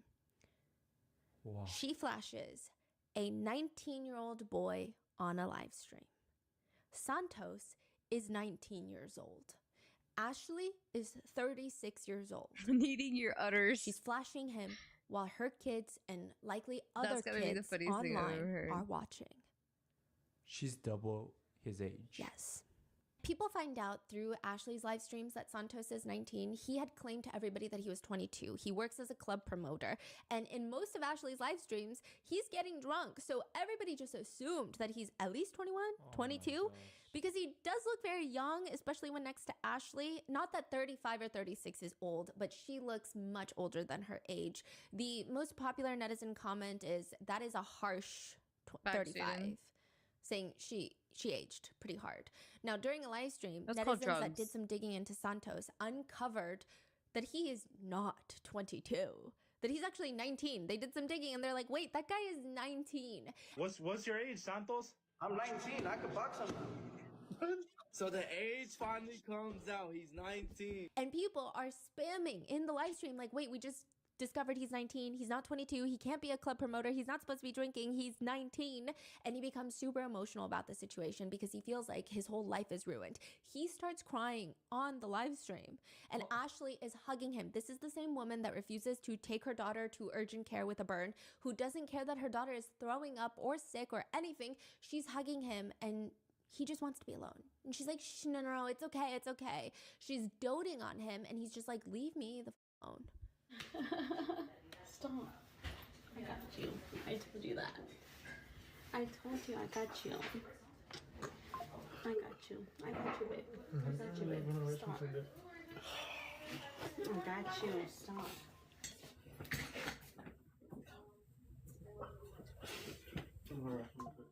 She says in a live stream, I don't even want to talk about it because right now I don't even have my kids. Y'all can hear it's quiet. You know, coming home and like seeing this empty house, it's sad. You know, it brings me back to when I didn't have them. They were not taken from me because I know there's going to be rumors circulating. No, my kids are not taken from me. But she says that with all the backlash of everybody finding out and she finding out, she says she didn't know Santos was 19. She is just in a bad place. And now everybody wants her kids taken away from her because Santos was provided alcohol because she assumed he was over 21. And all this drama is unfolding. And she's just very upset about it. The thing with Santos is he has allegations against him for SA. I don't know if any criminal charges were filed. It does not appear to be. But that doesn't really mean anything because a lot of the times they don't want to file criminal charges for SA. And I say they as in the police.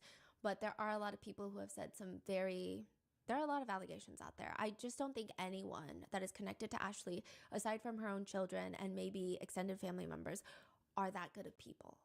I don't think you can be to some degree. Because a lot of people that knew her in the beginning, they just knew her as like a TikTok troll, like inmate hopper, hee haha. But she's not a troll. A lot of these allegations and the connections Trolls with are these funny. killers have She's come not. forward. A lot of TikTok creators have cut their ties with Ashley. So I think once you find out what she's done and to still be friendly with her is alarming. There's a video of Ashley live streaming and they're in an Uber heading somewhere. She's in well, actually, it's not an Uber. Her security detail is driving. I don't know why she has security. It's very much Jen Soto vibes. She says she needs security because anytime she goes out in public, she's just hounded. She looks like a troll, So her security is driving, and it's one of those 3-row SUVs. Security is in the very front, and in the middle seat, you have Ashley and her 2 friends. And in the very last row, behind Ashley, you have Santos and another girl who is also a TikTok streamer. While Ashley is live streaming, dancing to music, you see Santos in the back, and it looks like he's shoving the girl sitting next to him, shoving her head down in a way that would indicate that she is engaging in oral activities with him. She does not seem to be enjoying herself. I'm not accusing anyone of anything. I'm just trying to describe the video. It's not exactly certain what's happening there briefly.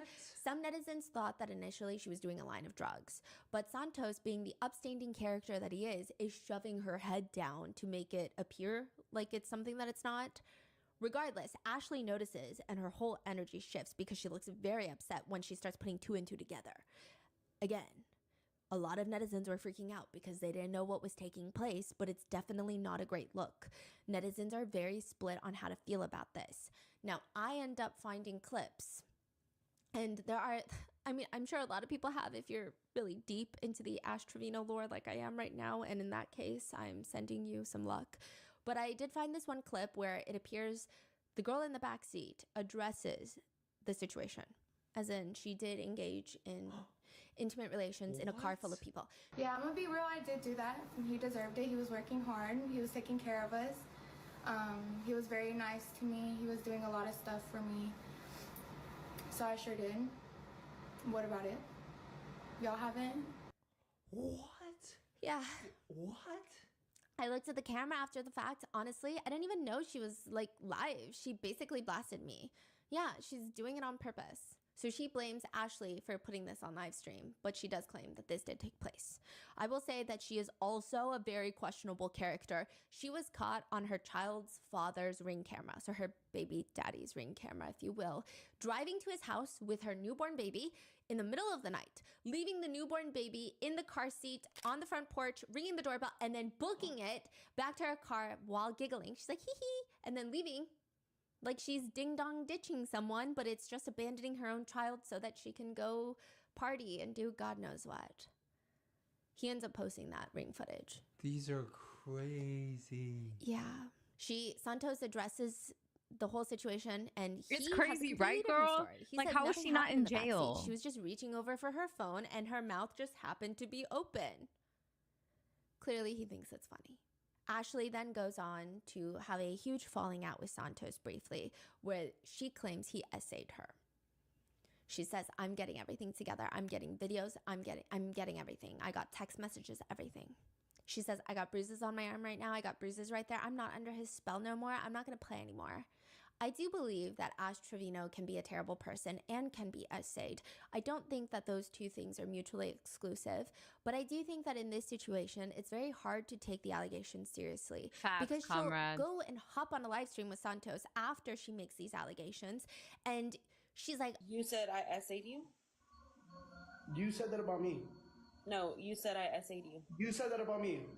Did I essay you? Answer this. You said that about me, yes or no? You said that about me on your live. That's all you said. They continue to go back and forth before calming down and giggle-gaggling, because while Santos is arguing, he was in the midst of getting a tattoo, which Ashley jokes that he should get her a trip with a bunch of other TikTokers. One of the attendees is a 20-year-old woman who brings along her little brother. Now, this little brother becomes quite a controversy with Ashley. This is never ending. Yeah, there's pictures of them on this trip. It's so weird. It's like Ashley is their chaperone, but she's walking around the mall, and it's the way that she tries to act like she fits in with a bunch of teenagers when she's 36 and looks, 46. No offense. And they're all young. They're all young. In one moment on the live, she keeps trying to kiss him on the side of the face, which is very alarming. And even his older sister, Bree, is telling her, like, don't do this. Like, don't kiss my little baby brother. Like, you're too old for him. Lucky. And then there's other parts of the night where she says that she wants to wear a dress for easy access, indicating that she wants Bree's little brother.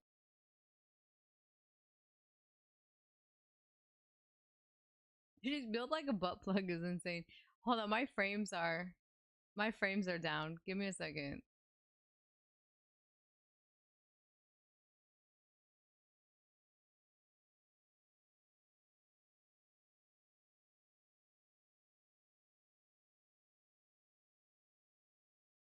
Yo, what the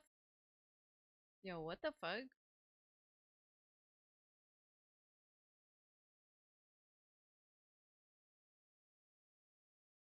Are we lagging? Are we good? Are we not good? Are we alive? Are we here? Are we lagging? Are we good? Are we not?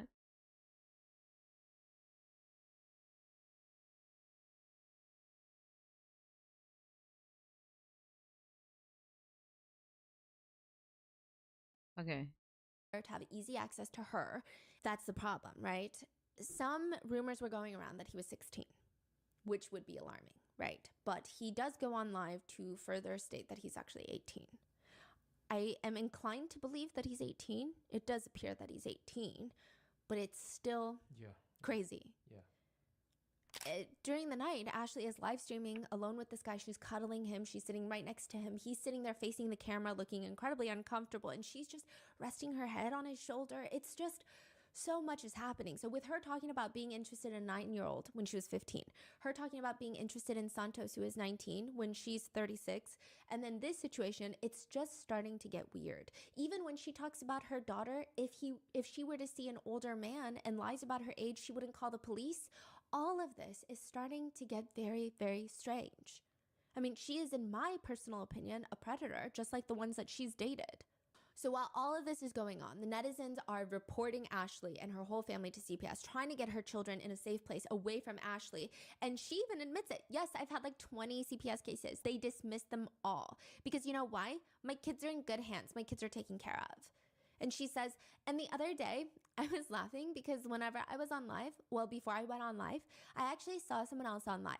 I'm not going to say who, but she was doing the same thing that I do. She was literally feeding her kids, and it's like what I do. And literally people in her comments were like, oh my God, she's such a good mom. You're such a good mom. You're like the best mom and this and that. And I'm like, bro, I do that same stuff with my kids. Y'all literally bash me. Oh, you're a bad mom. Oh, why are you doing this? Why are you doing it like this? Why are you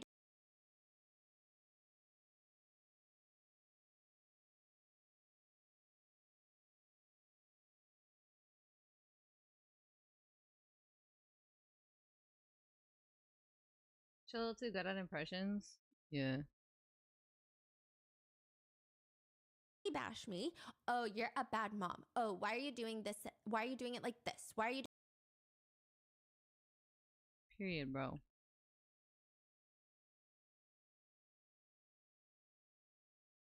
I was about to say something. What's up, Timmy? bash me? Oh, you're a bad mom. Oh, why are you doing this? Why are you Why are they like, hello? Maybe that's our.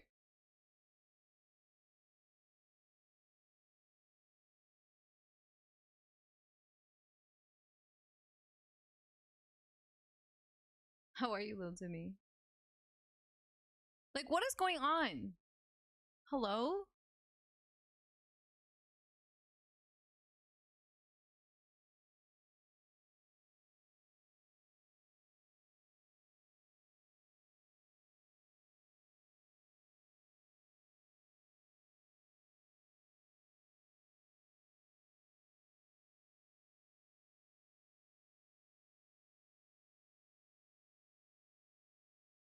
Hell, internet? At this point, like, what the actual fuck?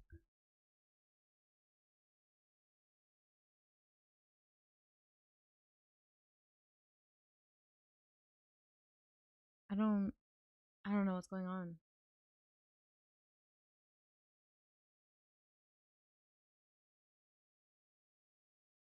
Am I lagging to you guys though?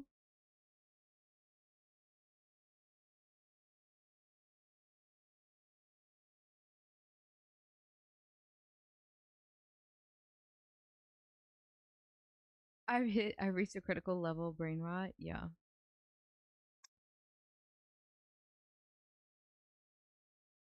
Yeah. But I can't even like I don't know what's going on. Like I don't know what's going on. Like how am I live streaming but my internet's not working? Like what? How am I live but it's not working?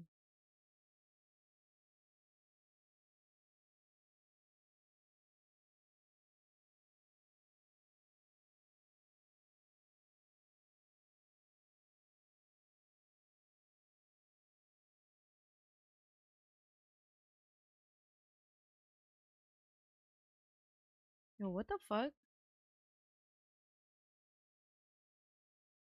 It's not even over, but like I don't know what's going on. Should we play?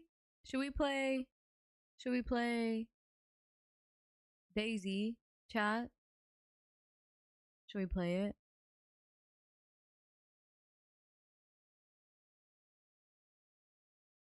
Can I play it? Like if my browser's not working, like can I play it? Oh, I don't remember what server I was in.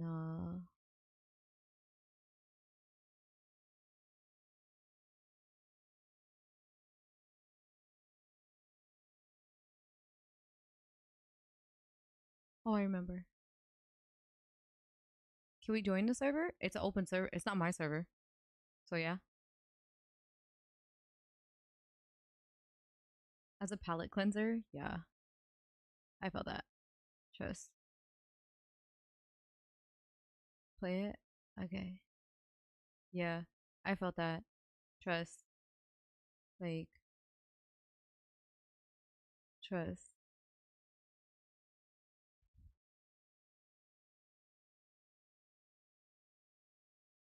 Trust. I can't even play music because my fucking browser isn't working, chat. Like,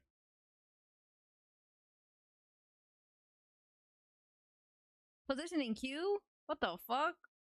Like, why is my Chrome not working, but games are working? Like, how do I play music?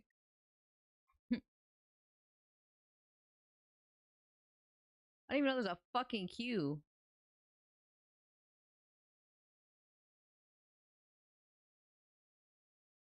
I don't like sitting in silence. Q?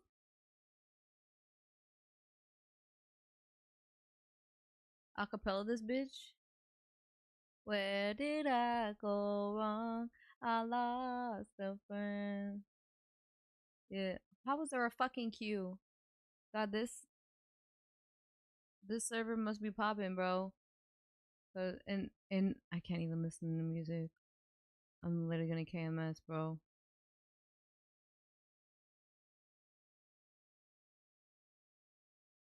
Literally. Okay. It's going. Okay. I got it.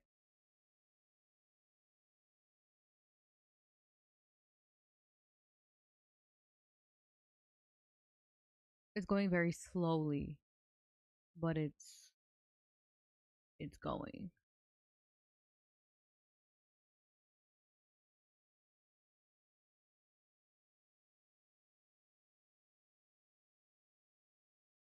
We'll be here for an hour.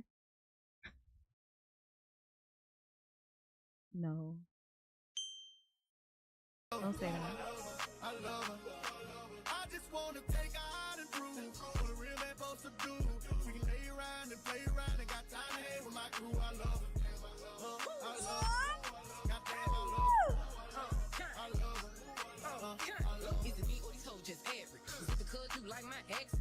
It's the way that I talk my shit. Is it the way that I wear these glasses? Oh, you play DayZ? I started playing yesterday. So I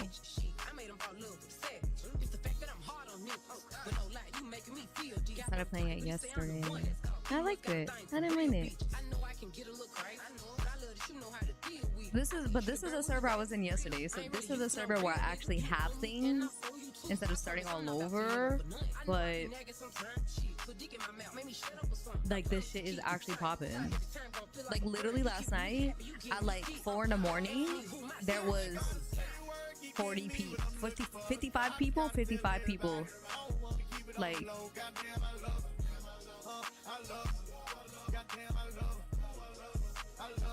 it's okay, my food's about to be here.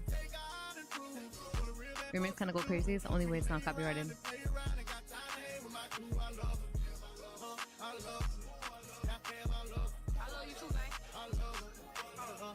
Have you ever got into combat? No, the first time playing was last night. I don't know shit. I met a group of guys who taught me how to do everything, so of course they did. I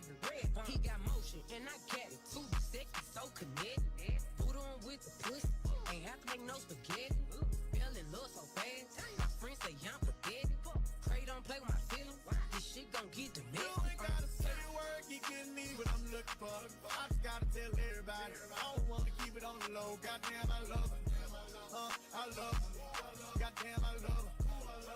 I love her. I just wanna take her out and prove what a real man supposed to do. We lay around and play around and got time to hang with my crew. I love her. I love her. Goddamn, I love her. I love her. I love her.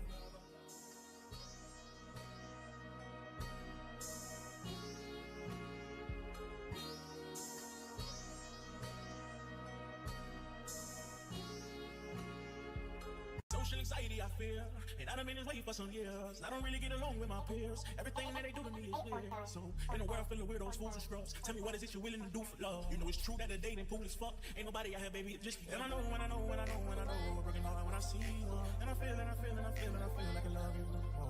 Did you know? Do you know? Did you know? Do you know? On the shoulder if you need one. When I feel, keep it I'ma break your back, your back, your back, your back, back, back, your back. I'ma break your back, your back, your back, your back, back, back, your back. I'ma break your, break your, break your, break your, break your, break your, break your, break your, break your, break your, break your, break your, Oh my god, about fucking time. You trying to do a yap fest, Lauren? I don't know if you're still here.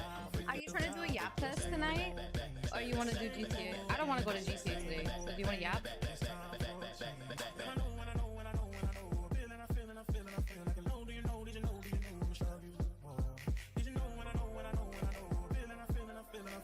Yeah? I bet. What time are you emailing? Like 2 hours?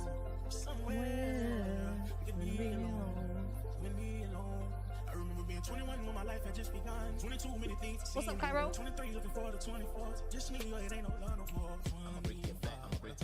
Damn, this remix goes hard. Hey, hey, hey. An hour? I bet. Good. Are you doing face cam? Like, are you gonna get ready or are you gonna no face cam? What's up, Chris? Because I'm gonna make content out of it. If you face cam, I'm gonna make content out of our yap sesh. I'm gonna take our VODs side to side and make content out of it. If you do face cam. Yes! Alright, bet. We're good clickbait.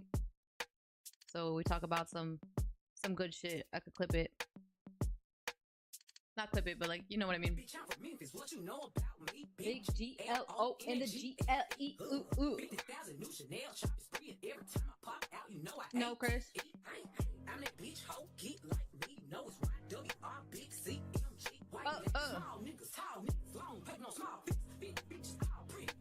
I'm wearing booty shorts because my paper long.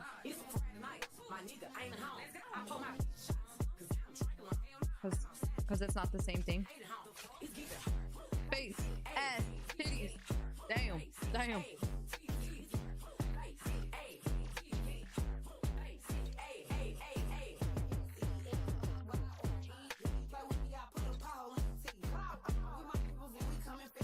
I didn't want MIA. I literally said I'm not getting on TikTok anymore in my last live.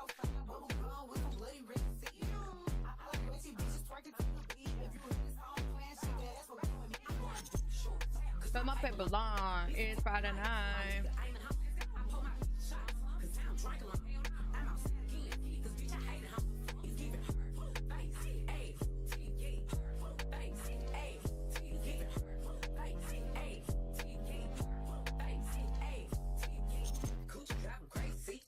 I hope I meet nice people again. I don't think I'm gonna meet the same people I met last time.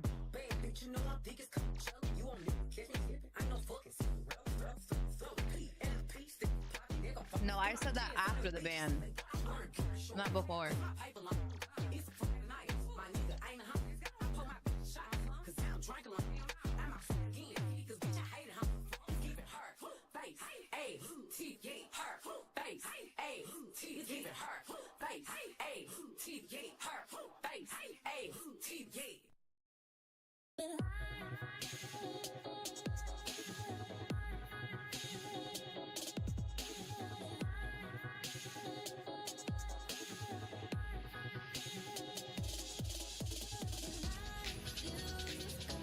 Like everything tastes like it's all in your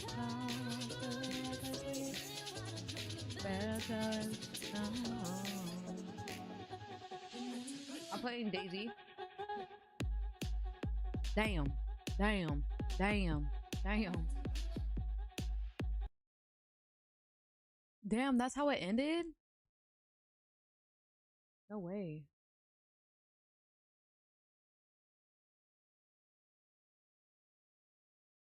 Wait, no, it didn't end. I'm lagging. Okay.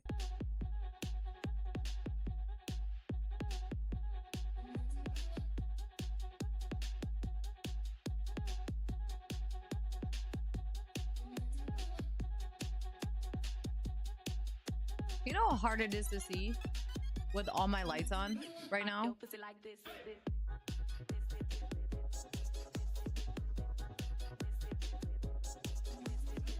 Is there like a brightness option? Brightness is all the way up. Period.